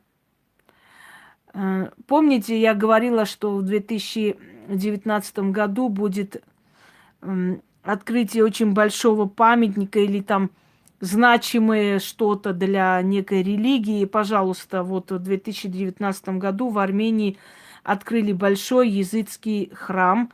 И, то есть центр языческой культуры поклонения было в Ираке, храм Лалеш. Но сейчас этот центр, еще один центр открыли в Армении, поскольку в Ираке небезопасно язытам жить, и не все рискуют туда идти. Сейчас в Армении есть огромный храм, побольше, чем Лалеш, я бы сказал, храмовый комплекс языческий, и, естественно, он будет тысячелетиями, и, естественно, люди идут туда на поклонение со всех стран. Это их духовный центр. Езиды – это один из древних народов, который не предал свою веру, невзирая на то, что они прошли геноциды, дорогие друзья, и у езидов очень строго, я бы сказал, очень строго. У них вообще строго и замужество за других, очень строго. Хотя немножко есть ослабление, но, скажем, касаемо армян, они как бы к армянам относятся как к своим братьям, и они правы. Армения сейчас и их родина в том числе. Но к армянам есть послабления некоторые. То есть они могут выйти за армян, они могут взять армянку в жены, есть такое. Но в основном они стараются среди своих, чтобы не потерять свое, скажем так, национальное, да, свои корни. Нет, ГН, они не найдутся, потому что отряд Арабо был убит Мамвелом Григоряном и похоронен в горах. Поэтому они никогда не найдутся. Отряд Арабо был уничтожен Мамвелом Григоряном. Я об этом говорила, если помните, «Откроем мировые тайны». И я там очень подробно рассказала, где они убиты и что с ними стало. Они убиты нашими же, к сожалению, большому. И поэтому даже следа нет от них, даже следа не найти. Потому что так не умирают люди. Если их убивает враг, то их убивают. И место казни видно, и в конце концов останки есть. И я не думаю, что если бы кто-нибудь мог уничтожить отряд Арабо, не стал бы этим гордиться, не снял бы видео, не показал бы: вот, армяне, посмотрите, мы ваш отряд уничтожили. Понимаете? Правда ведь? Логически, если помыслить. Кто это сделал? Это сделал Мамвел Григорян. Ну а что делать? До сих пор они живы, здоровы, ходят. Вот его жена, хотя, честно говоря, глядя на эту рожу, я просто удивляюсь, имея миллиарды, хотя бы зубы вставить-то можно было, наверное, по-человечески. Имея миллиарды, даже Даже это не сделано. Вот, к сожалению, да. Откроются еще некоторые храмы. В прошлом году открыли, то есть вот ритуально открыли, если помните, да, этот большой мост и подземный, по-моему, мост, насколько я помню. И там ритуально показали сатанинский обряд, как некоторые говорят, кто правит миром. Помните, этот огромный такой вот театрализованный обряд со всякими божествами, с Бафометом, с рогатыми богами и так далее. И все обомлели, не поняв, почему это все происходит, но это показали. То есть показали, кто на самом деле правит миром. Дорогие друзья, все эти люди, которые вам внушают там духовные ценности и прочее, прочее, они на самом деле поклоняются языческим богам, древним богам. Хочу вам сказать, что даже даже священники читают заговоры, чтобы привлечь прихожан в свой храм. О чем это говорит? Это говорит о том, что они к своим религиям не относятся серьезно. Они всего лишь идут туда для того, чтобы, заработать хорошо. Это хлебное место. Но они к своим религиям не относятся серьезно. Потому что человек, который относится к своей религии серьезно, он обращается к своей религии, а не к другим каким-то знаниям. Правда? Да, они играют свою роль. Они просто играют свою роль, больше никак. Я вам еще раз говорю, многие, которые знают лично церковников, говорят, что они сами читают заговоры и прыскают воду, значит, перед приходом для того, чтобы призвать прихожан. Дальше. Спасибо.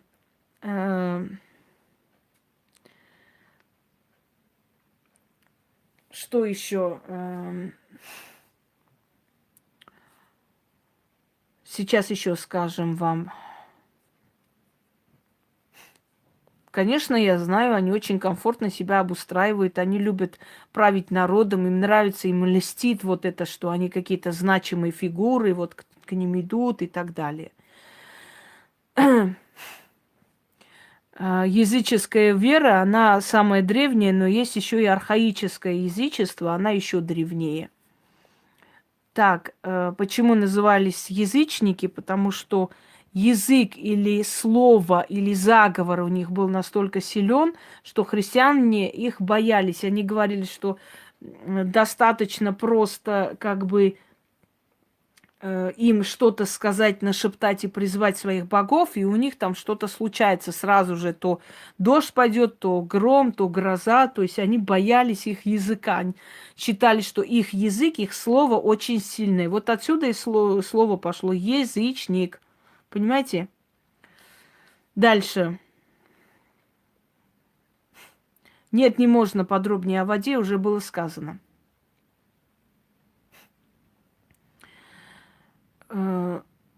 Так, что еще?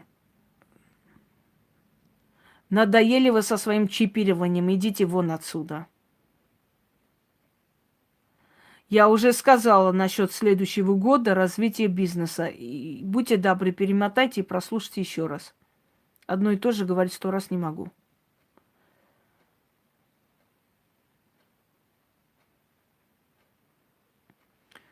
Начинается тупость. Бог и бес каждым из нас. Опять это бараны божьи прибежали сюда.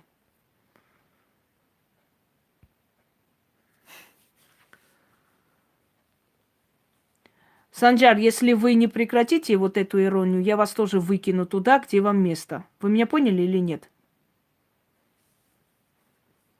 Мне не нравится подобная ядовитая, глупая ирония.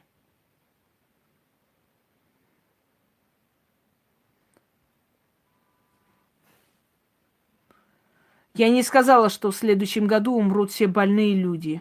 Вы хотя бы слушать умеете или нет? Научитесь тогда.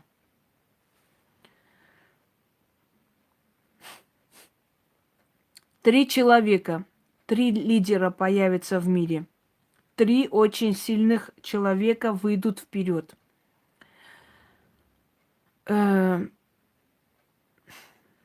отличаться. Вот 3 лидера 3 больших стран. Один из них будет азиатский лидер. Но азиатский, я еще раз вам говорю, Россия тоже считается азиатской страной. Второй будет восточный лидер. И третий будет совершенно другой, новый лидер, о котором еще вы не слышали. Вот эти 3 политика будут больше всего выделяться на фоне других политиков. Дальше.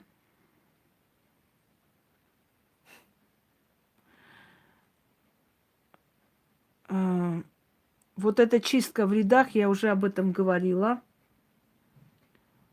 Начнут набирать молодые кадры в МВД, потому что мало, очень мало работающих там, не хватает людей. И тем более с этой большой чисткой очень много больших начальников умрут.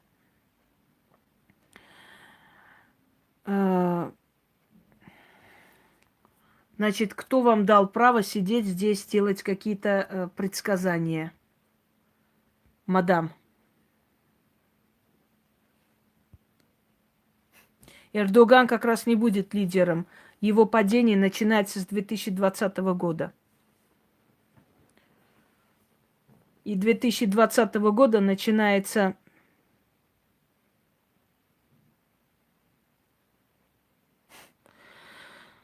С 2020 года начинается постепенное, сейчас скажем так, разрушение тюркоязычных стран.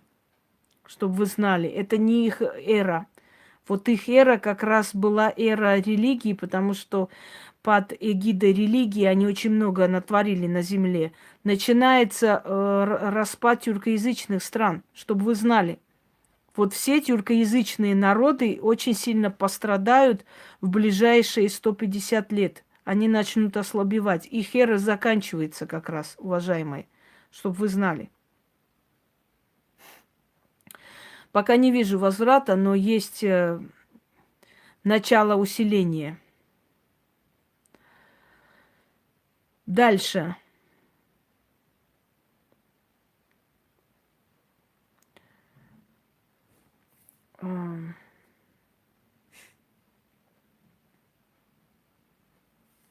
Какой-то проект очень большой, африканский проект будет называться. Начнется новый проект. Почему я должна ее удалить, я не поняла. Мадам Лола. Что это за приказание? Кто вы такая вообще мне приказы раздавать? Кого я должна удалять и кто должен валить отсюда?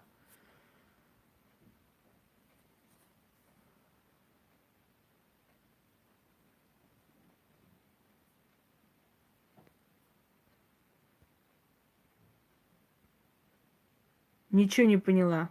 Что это за приказы и указы были в мою сторону?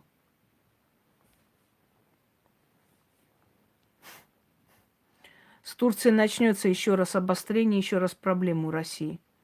С Турцией опять будет проблема у России, потому что Россия дала слабину перед Турцией. Очень большую. Показала слабину. Грубая я или какая, не нравится, идите на 3 буквы. Я не собираюсь вам задницы целовать. Кто вы такие вообще? И поэтому лидер Турции понял свое преимущество. Ничего она такого не написала страшного. Она написала правильно. Читать научитесь и понимать научитесь, о чем там сказано.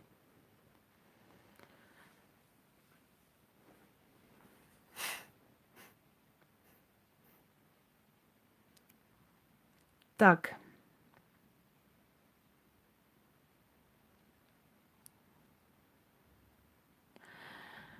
Значит, год дезинформации постоянной. Постоянное желание держать людей в напряжении. Мой вам совет: не обращать ни на что внимания. Не обращать внимания ни на что, потому что будет постоянно дезинформация. Во-первых, вот, купите то и это, вот скоро не будет на прилавках, покупайте. Люди кинутся покупать. Через некоторое время окажется, что это все ерунда. Дальше купите то, купите это, делайте это, будут запасы, вот будьте осторожны, какой-то вирус, купите такое-то лекарство. Не обращайте внимания ни на что практически, ни на что, просто не обращайте внимания в 2020 год. Потому что 2020 год будет абсолютный год дезинформации. Вы живите своей жизнью, не обращая ни на что внимания. Столько будет вранья, что просто не описать словами. Поэтому панику кидаться не нужно. Живите спокойно своей жизнью, не обращая внимания. Каждая шумиха уляжется очень быстро. То есть за короткое время. Рождаемость мальчиков. Большое количество мальчиков родится. Это не очень хорошо, потому что если говорят, что рождаются мальчики, это к войне, да? Но я бы не сказала, что к войне, это, наверное, к войне, знаете, двух сил мировых. Следующий год очень большой шанс тем, которые не могут родить, забеременеть. Поэтому следующий год постарайтесь найти себе партнера. Но забеременеть могут только те женщины, которые найдут мужчину по сердцу. То есть не просто взять и как бы родить от кого-нибудь, а именно найти партнера, потому что следующий год – год детей, рожденных от любви. Дети, которые будут зачаты в 2020 году или рождены, это дети страшного суда. Это будут дети, которые в своей жизни особо никакие усилия прилагать не будут. За них будут делать силы, которые находятся, то есть под покровительством этих сил они будут находиться. И в своей жизни любую точку зрения или желание они будут продвигать с помощью этих сил. То есть это, опять же, дети-палачи. Это дети, которые будут придерживаться в своей жизни чистоплотности, внутренней чистоплотности, человечности. Это хорошие дети. Но основное количество детей в 2020 году – это мальчики, это мужчины. Будет большое пополнение мужского населения, потому что мужчин намного меньше стало сейчас. И, как я уже говорила, за каждого алкаша идут просто сражения и бои. Ой. Начинается. Почему русских мальчиков, по вашему мнению, истребили? Вот объясните, пожалуйста, кто истребил русских мальчиков? У нас рядом полно русских мальчиков живут, радуются. Вы можете понять, дорогие друзья, что подобная информация, подобные выкрики, вот подобные панические крики, это в основном рассчитано на людей недалеких, абсолютно недалеких, необразованных людей, людей, которые поддаются стадному вот этому чувству, как там все побежали, я побежал, да? Вы поймите одну вещь, дорогие друзья, вот это состояние, вот войны, геноциды, значит, убийства, гражданские войны и прочее, прочее, это состояние было во все века, во все времена у всех народов. Я вам хочу напомнить один момент в истории Руси, если вам интересно. Называется «Смутное время».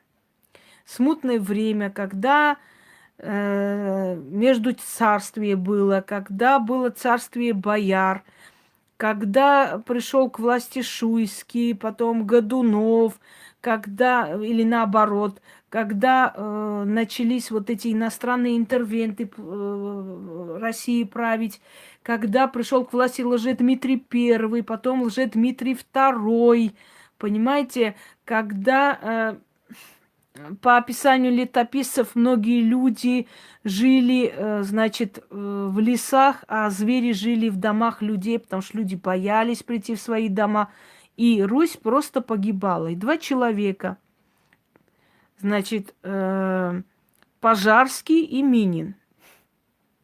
Купец Минин и князь Пожарский. Подняли народ, один своими деньгами, другой своими войсками. И спасли Русь, хочу вам сказать. Вот момент был просто быть или не быть вообще России как таковой, как стране. Вот это были жуткие, страшные, смутные времена. Но даже тогда люди собрались воедино, спасли свою родину, вытащили из Кремля, значит, ну, еще одна тупорылая сюда притащилась, вытащили из Кремля княгинь и детей, которые были в плену у иностранцев, то есть у поляков в основном, которые сражались за Кремль, и Марина Мнишек, да, жена Лжедмитрия II, помазали на царство Михаила, началось правление Романовых, и по новой Русь начала возрождаться. К концу каждого тысячелетия бывает такая фильтрация. Когда-то бывает сильное, когда-то слабое, когда-то среднее, по-разному. Но оно бывает. Так вот, о чем я хочу вам сказать, дорогие друзья. Вот эти панические страхи, выкрики, они рассчитаны на людей недалеких, которым очень легко внушить все, что хочешь. Нация имеет такую особенность возрождаться, перерождаться, приходить в норму, снова жить. Когда армяне начинают плакать, ныть, выть о том, что ой, как плохо, ой, мы как плохо умираем, геноцид, спасите, погибаем и так далее, я им тоже хочу напомнить 1915 год, когда под стенами, под окнами люди умирали с голоду, люди умирали от истощения, от боли, от болезней и так далее. Когда наши властимущие, вместо того, чтобы спасти народ, коммунисты убивали дашнаков, дашнаки убивали коммунистов, и вот так вот они и делали, собственно говоря. Вот это были страшные, ужасающие годы для нашей нации. Сейчас мы в самом лучшем положении, в котором могли оказаться за 2000 лет, последние 2000 лет нашей истории. То есть сейчас у нас самый благоприятный момент. Но, как всегда и как обычно, нам это, скажем, мы опять же будем плакать, нам плохо, помогите, спасите, погибаем. Так вот, дорогие друзья, вот эти все страшилки, они рассчитаны на людей интеллектуально низких. Интеллектуально низких. Понимаете? Диана Киллер, вы как раз тупая. Вот я вам в лицо говорю. Вы как раз тупая. Все правильно вы сказали про себя. Вы такая и есть. Потому что внушение, понимаете, вот конец света, умираем. Это самое... Ходовые темы, если так грубо говорить, да, это самый ходовой товар. Пугать людей. Мы умираем, помогите, геноцид, погибаем, люди, вот все плохо, ой, помогите. Это люди, которые не открыли в своей жизни ни одной книги. Их не легче всего запугивать. Каждого человека легче простого запугивать, когда люди, значит, абсолютно не начитанные, абсолютно не знают, что в истории человечества бывали моменты и отрезки истории еще страшнее, еще тяжелее, ужасающие. И когда нация все-таки выжила, поднялась и пошла дальше. И это рассчитано на недалекую публику. Еще раз вам повторяю. Не сидите, не закрывайтесь, не сыпьте пеплом головы. Такие моменты в истории человечества всегда были. Были очень тяжелые моменты, очень страшные моменты, но человечество все же поднималось, становилось на ноги, шла вперед. Вы понимаете, каждая нация возрождается, перевозрождается. Все зависит от того, насколько нация богата духовно. Если она богата духовно, ее не сломить, не уничтожить. Все остальное – это всего лишь материальные трудности. Пока мы с вами живы, пока мы с вами дышим и живем, мы всегда будем бороться за свою жизнь, за свою материальность, за хлеб насущный. Это нормально, дорогие друзья. Это нормальное явление в истории человечества. Не надо к этому относиться как к трагедии. Это мы живые люди. А что вы хотите вообще? Скажите, пожалуйста. Вот что вы хотите? Объясните мне, пожалуйста.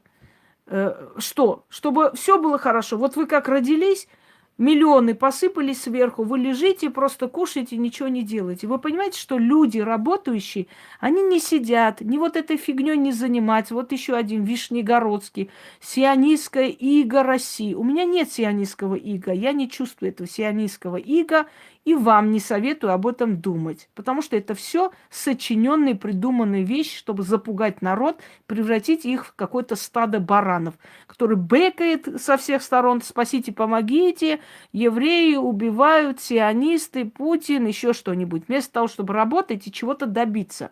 Понимаете? Так вот, дорогие друзья, вы рождаетесь в этот мир, чтобы работать, создавать. Вы видели хоть одного человека, который добивается успеха, который идет вперед, который свое создает? Вот видели кого-нибудь из этих людей, чтобы ходили на митинги, кричали о пенсиях, о евреях, о чем-то еще? Ничего подобного. У них нет на это ни времени, ни желания, у них и мысли нет этой ерундой заниматься. Они занимаются своей жизнью, они занимаются созидательным трудом, они создают, они поднимаются, они творцы своей жизни. Вот именно, им некогда и нет времени. И пока некоторые, лежа на диванах, орут о том, что их всех взяли в плен, и помогите, и спасите, и геноцид, и все такое, другие в это время создают, поднимаются. Проходят годы, никакого геноцида, никаких уничтожений не случается, как ни странно, и конца света тоже никак нет. Но один миллионер и его потомство обеспечено, а другой как был, так и остался алкашом, кричащим на всех углах, что его убивают: спасите, помогите. Понимаете? Давайте дальше.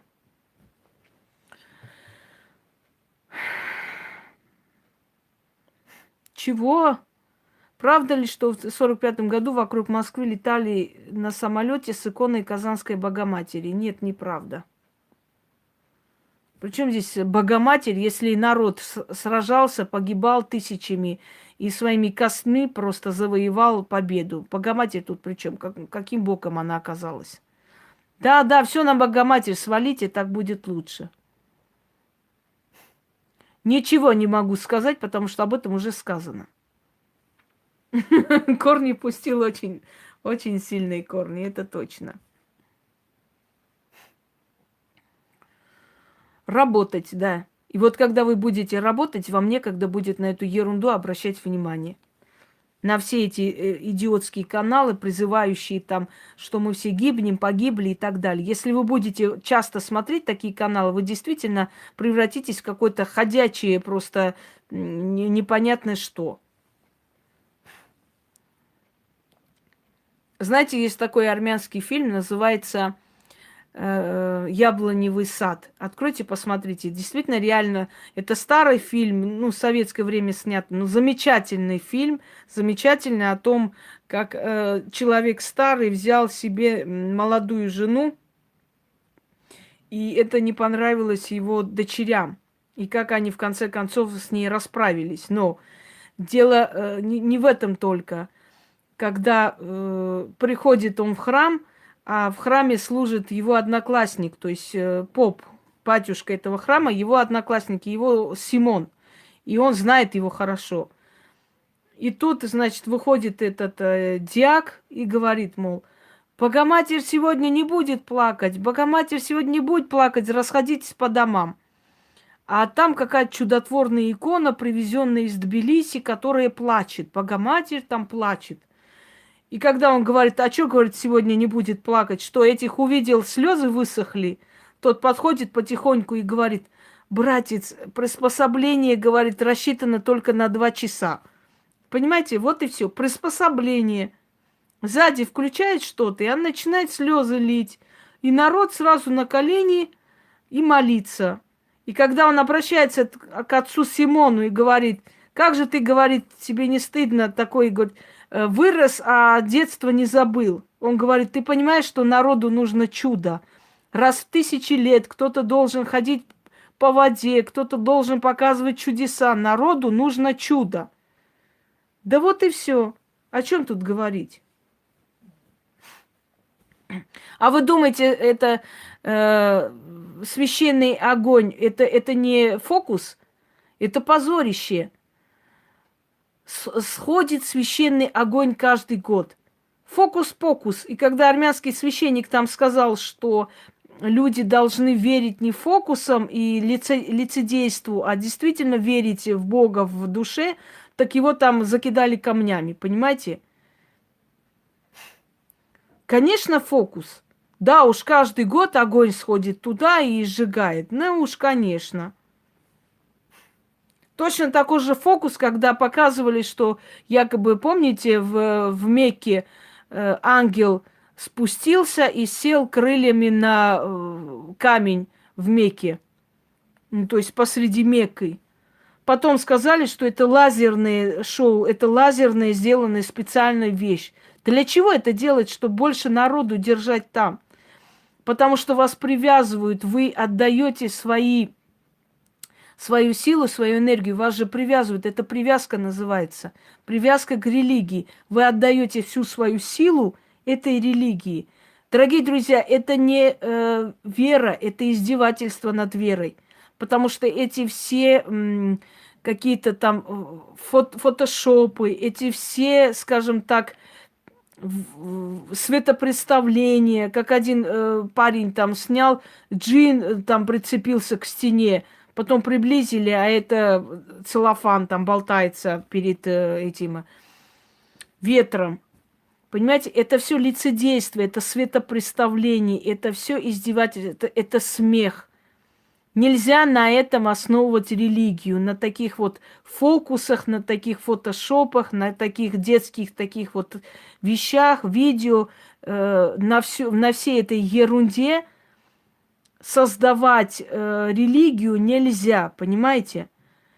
Ну как зачем? Вот такие тупорылые люди объясняют, что это правда. Один человек там чуть ли не проклинал меня, когда я сказала: послушай меня, это светопредставление. Никакой ангел на Мекку, Медину не сел.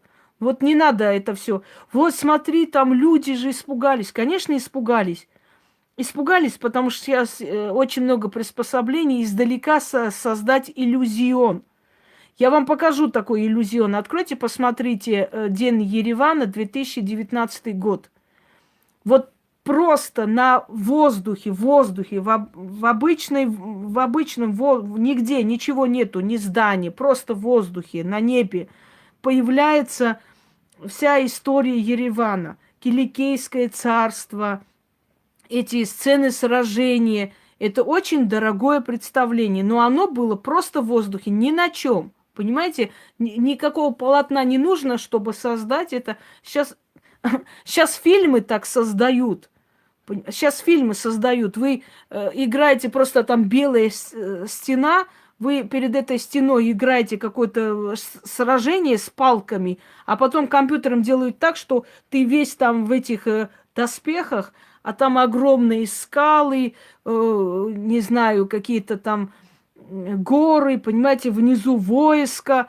Оно настолько так и делают, что ты просто обалдеешь, что ты возле белой стены стоял, там палками махал, а тут ты, оказывается, великий воин с огромным войском. Так что это можно делать. Это действительно спецэффект. Это спецэффект. Там зеленый, не знаю, какой там фон, я сейчас не вникала. И вот этот ангел, который якобы сел на вот этот камень в Мекке, точно такой же спецэффект. И естественно, понимаете, скажем так, вот точно так же, скажем, вот этого ангела создали, который сел якобы туда, вот этот спецэффект. Конечно, люди испугались. Да, их испуг натуральный, естественный, настоящий, но любой бы испугался, ничего не понятно, что-то садится, вниз спускается, а потом он улетел. Вот и все. Дальше. Дорогие друзья, верить надо переменам внутри себя, в своей жизни. Если человек, который что-либо говорит, Если человек что-либо показывает, если человек что-либо дарит, какое-то направление в жизни, да, и говорит, вот сделайте так, и поменяется ваша жизнь. И если после того, как вы это сделали, ваша жизнь начала меняться, это и есть самое настоящее чудо. Все остальное просто светопредставление, я вам еще раз говорю. Настоящее чудо, когда в вашей жизни меняется. Вот вам сказали, вот так надо делать, вы сделали, оно поменялось. Вот у вас там высыпание какое-то, никакие врачи ничего не находят, и какая-нибудь бабушка сказала, например, там 3 ночи кряду, возьми, читай на воду вот такое-то, умывай лицо, и там красной тряпкой вытирайся и ложись спать, да? И вот через 3 дня ты это сделала, и то, что не проходило у тебя 3 года, за 3 дня прошло. Вот чудо, вот это чудо. Это реально, то есть это то знание, которое действительно, хоть и не объясняется, как это происходит, откуда, что, но это чудо. Это какое-то тайное знание, которое человек владеет этим знанием, с тобой поделился, и оно тебе помогло. Вот чудо. Понимаете? Когда вы идете к каким-то людям, у которых там крысы, коровы, мыши, там, я не знаю, совы, тысячи всяких этих я не знаю, разноцветных свечей горят, музыка звучит, какие-то там мантры. Это все представление, это все бутафория. Вот если человек реально помог вам, у вас что-то в жизни поменялось, вот это и есть чудо. Чудо творится тихо, спокойно, на кухне, в халате. Человек может с усталым видом просто пронести рукой, что-то начитать, и у тебя онкология остановится. Вот это чудо. Понимаете? Это чудо. Атрибуты это не атрибуты, Елена. Это показуха. В атрибуты не входят всякие совы, мыши, всякие там музыки, всякие чаепития и так далее. Это уже лишнее, это вообще не нужно никому. Понимаете, о чем речь? Доверяйте своим ощущениям и своим переменам в жизни, если вы хотите понять, где чудо, а где фальшь. А все остальное, все эти фальшивые ролики, все эти представления, все эти рассказы о святых. Вон, сколько раз вы видели эти алкаши? Раз и упали в церкви. Ой, ой, дрыгают ногами, дрыгает там. Ой, ой, бесы, бесы, бесы, что-то там. Ой, ой, ой, ой, ой, помогите. Ну и что? Кто они? Действительно, бес вселился в них? Нахер ты нужен бесам вообще? Алкаш кончен. Вот нахрена бесам нужен этот алкоголик? Объясните мне, чтобы туда вселяться. Нафига? А я вам скажу, отрабатывает свой хлеб. Сейчас батюшка придет, сейчас водой там попрыскает, и все. Ой, ой, ой, бесы ушли, как хорошо. Ой, ой, какой у нас батюшка сильный. Все поаплодировали стоя. Это просто реклама батюшки. И более ничего. Потому что бесы захватывают сильные души. Понимаете? Им эти алкашня абсолютно неинтересно. Какой толк от алкашей бесам? Ой, ой, ой, как я люблю, когда женщины красятся. Ой, ой, одна дура. Бес вселился в нее, она там звуками какими-то якобы передает, что бесы говорят. Ой, как я люблю, когда бабы красятся. Ой, ой, ой, вот это же все от бесов. Я хотела сказать, блин, вот подойти и реально, да тебе по морде. Вот от души, с ноги, знаете, и вот твой бес так быстро улетит, что даже не представляешь. Вот ненавижу такой вот это вот фокус, причем дешевые фокусы, вот дешевые. Ой, ой, ой, ой, ой, бесы, бесы, помогите. Фигня это все. Я смотрела, не буду сейчас называть, в одном телевидении показывали один великий экстрасенс, который в России якобы пришел тут, что-то там делал, потом поехал в свою страну. И во время, значит, разговоров, во время общения со студией, какая-то женщина, у нее глаза закатились назад, она там такие эти, кричит, ее вывели. И, значит, якобы он начал читать суры из Корана и выводить бесов. Через некоторое время оказалось, что это студентка одной из бакинских театральных вузов, понимаете, которые дали денег и просто попросили сыграть вот такую роль, одержимую бесами. Ну, смех, хватит уже. Это неприятно. Вот сколько показывали этого фокусника Юрия Лонга, который, кстати, расплатился за свои вот эти вот фокусы. Многие из них, если вы заметили, многие эти участники всяких битв рано умирают. Они становятся как урюки, они прям выжимаются, стареют раньше времени, жутко на них смотреть, если честно. Так вот, да, сколько раз и тот человек, который играл этого покойного и прочие, говорили о том, что это все было просто в представлении, фокус. А все равно показывают. Вы станете сейчас свидетелями уникального там явления, как колдун Юрий Лонга поднимает умершего. Кто был Юрий Лонга? Аферист, фокусник, кидала 90-х, который решил какой-то проект замутить и стать резко этим колдуном. Какой он колдун? Откуда? Что, смешно. Так вот, вот этот мужик, который играл этого покойника, сам рассказывал. Да, он его друг близкий. Он сказал, что это, естественно, говорит, я лежу, а то, что там медсестра якобы падает от страха в обморок, это, говорит, его жена. Да, но Копперфильд и не говорит, что он колдун, он и говорит, что он фокусник. Так вот, это его жена, говорит, упала. Лена, по-моему, ее звали, сейчас не помню. Она, говорит, действительно упала в обморок, но не из-за страха, а потому что там жуткий стоял запах, вонь. Это же морг. И, понимаете, миллион раз он уже рассказывал, миллион раз, что это все было сделано, это специально, это театр. А все равно во всех программах мистических туда внедряют. Вот, посмотрите, вы свидетели уникального эксперимента. Пожалуйста. И до сих пор люди верят. Мне даже одна женщина сказала, вот что вы думаете, а вот Юрий Лонга там поднимал мертвых. Я говорю, я думаю, что вы дура. Вот что я думаю. Да, Кошмаровский. Кошмаровский, Чумак. Дорогие друзья, если бы Кашпировский, Чумак и прочие были действительно сильные личности, их бы никто не забыл. Вспомните Вангу. До последних дней ее жизни к ней ездили. До последних ее дней.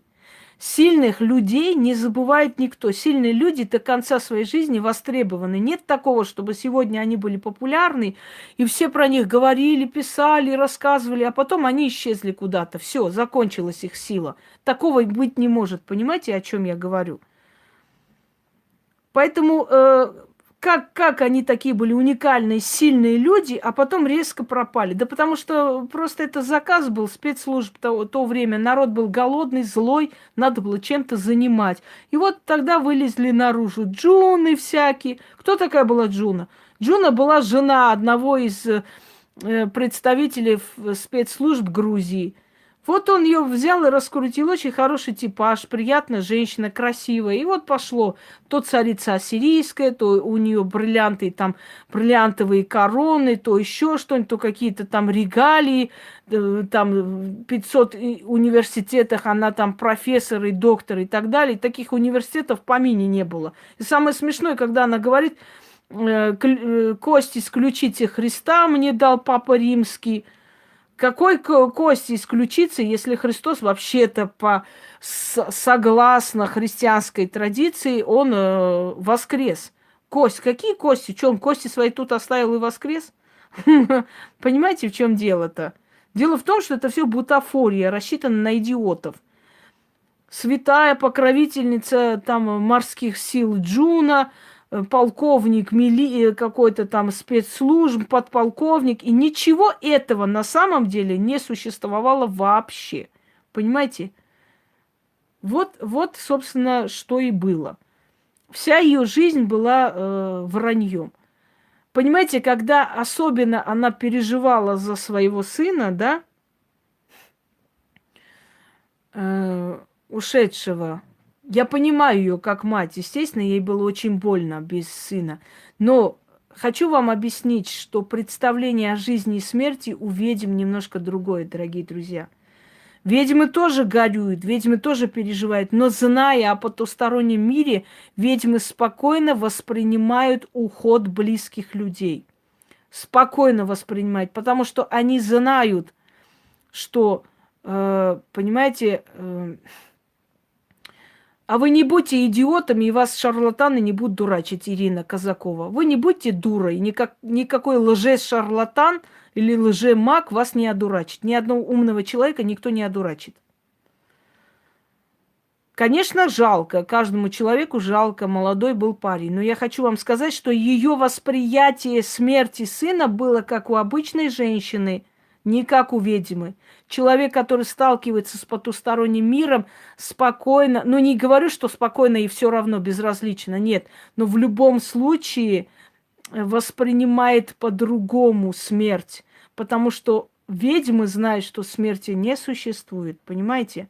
Я хочу вам сказать, что все мои знакомые, близкие, которых нет, которые ушли, я могу любого из них увидеть, я могу с любым из них войти в определенный контакт и поговорить, и узнать, что я хочу услышать. Конечно, я это не афиширую, но хочу вам сказать, я выкидываю эту Людмилу насчет Казахстана, опять же, отсюда.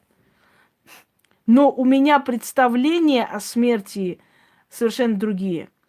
Я считаю, что смерть где-то и награда, где-то и, знаете, как вам сказать, избавление от этого мира. Но если человек не верит в потусторонние, конечно, человек будет, как вам сказать, убиваться, да, убиваться и переживать, потому что если ты сам воспринимаешь всерьез то, что людям говоришь, то, конечно, у тебя представление о мире совершенно иное, чем у обычного человека. И, ты не так убиваешься, ты не так переживаешь. Ты знаешь, что рано или поздно все равно вы встретитесь и увидитесь. Понимаешь, ты ощущаешь, ты знаешь, что человек с тобой есть. Почему, например, многие люди, которые верят в потусторонний, которые сталкивались, они не так переживают, например, за уход матери, да, за уход близкого человека, еще кого-нибудь. Они утешаются, потому что они их чувствуют. Они чувствуют их запах, они слышат их голос, они могут их увидеть даже, и поэтому они твердо уверены в том, что те-то не ушли. Просто тела нет, но они здесь. А когда ты ощущаешь близкого человека рядом, ты чувствуешь, что близкий человек здесь находится, то есть он рядом с тобой, то, естественно, для тебя представление о смерти совершенно иное. Ты перестаешь убиваться. Да. Это нормальная реакция, Айшат. Разговор о смерти, о духах. Есть момент, когда люди разговаривают, и у них слезы текут. Это переполненные внутренние чувства. Так, мы с вами очень много поговорили про этот год. Давайте еще раз освежим в памяти о том, что этот год называется «Палач». Следующий год, точнее, извиняюсь, 2020 год. Далее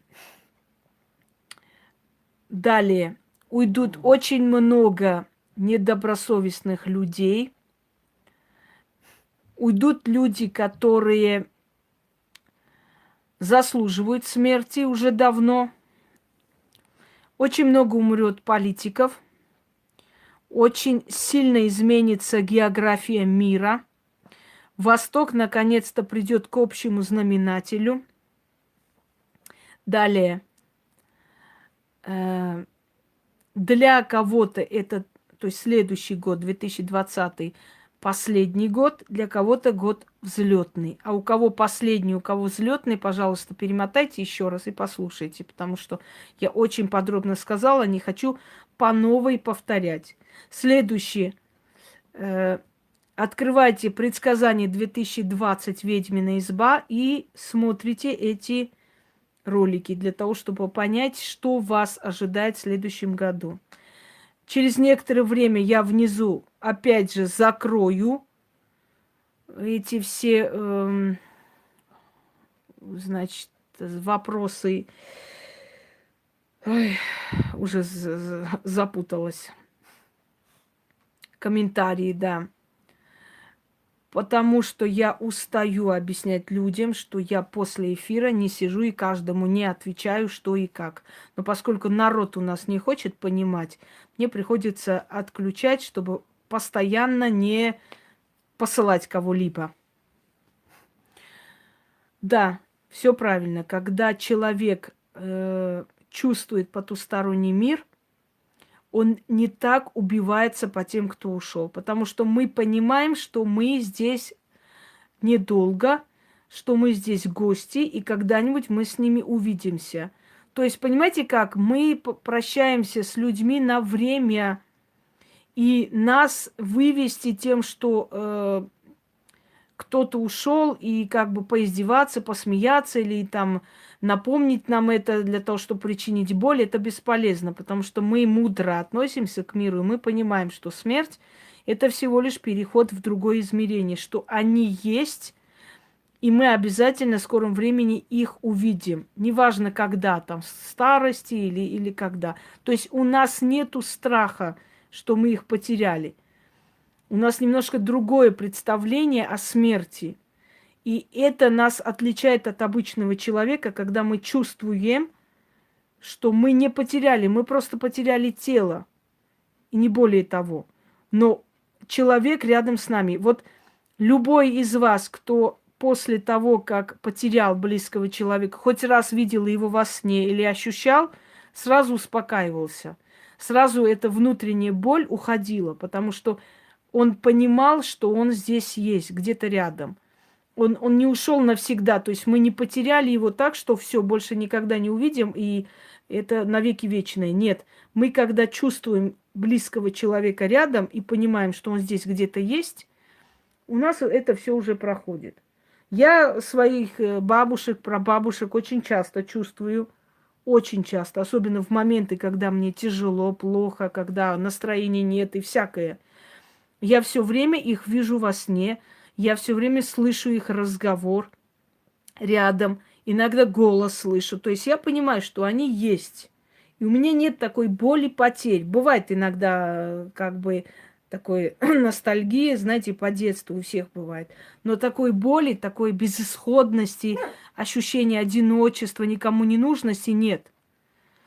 И вот когда человек действительно находится в этой духовной сфере, когда человек говорит, что она ведьма, да, она что-то видит, понимает, и такой человек, если начинает убиваться по ком-либо ушедшим, знайте, что этот человек понятия не имеет о духовном мире. То есть она всего лишь создает впечатление, что она о чем-то знает, что-то там делает. На самом деле она сама всерьез не воспринимает это все.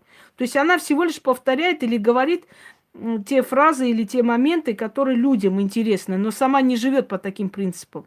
Потому что тот человек, который действительно реально видел мир духов, действительно знает, что это такое, действительно с ними работает, слышит их и понимает, такой человек не будет убиваться ни по ком. Он просто мудро будет ждать время встречи с близким человеком. Вот и все. Понимаете? Это что за одаренные тут пришли, хочу понять. Что за Казаковы? С даром. Ой, они так быстро пишут, что чего?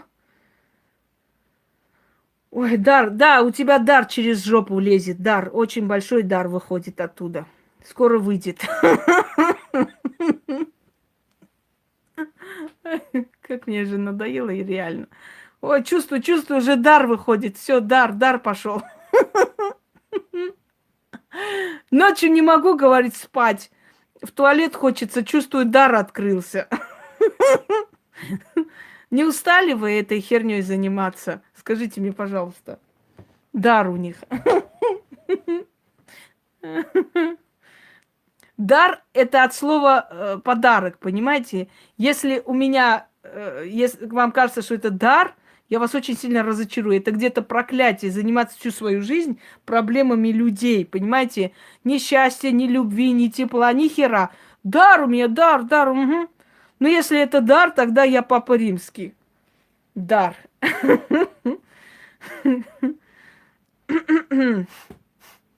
Да. Ой, все. Пойду я, пока еще какие-нибудь одаренные не выскочили здесь, а то я их уже боюсь. Тут уже плюнуть некуда. Одни ведьмы, колдуны. На душу населения в России приходит на каждого человека по 40-50 ведьм и колдунов. Охренеть можно.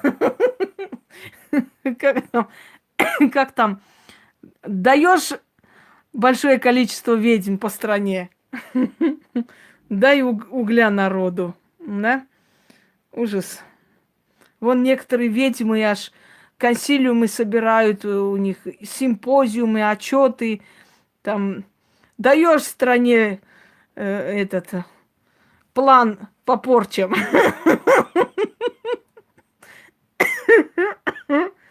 Ой, да. А между тем хочу вам сказать, что в каждом городе может быть только один даже одаренный человек, и то не самый сильный. В этом мире на несколько миллионов человек, на 6, 7, 8 миллионов человек приходится один человек, которому что-то дано, и то не самые сильные ведьмы, понимаете? И то не самые сильные. А здесь, если посчитать, каждый второй с даром и не знаю чего. Ой, Господи. Все. Если будет время, еще проведу. Но на самом деле я уже проводила, во-первых,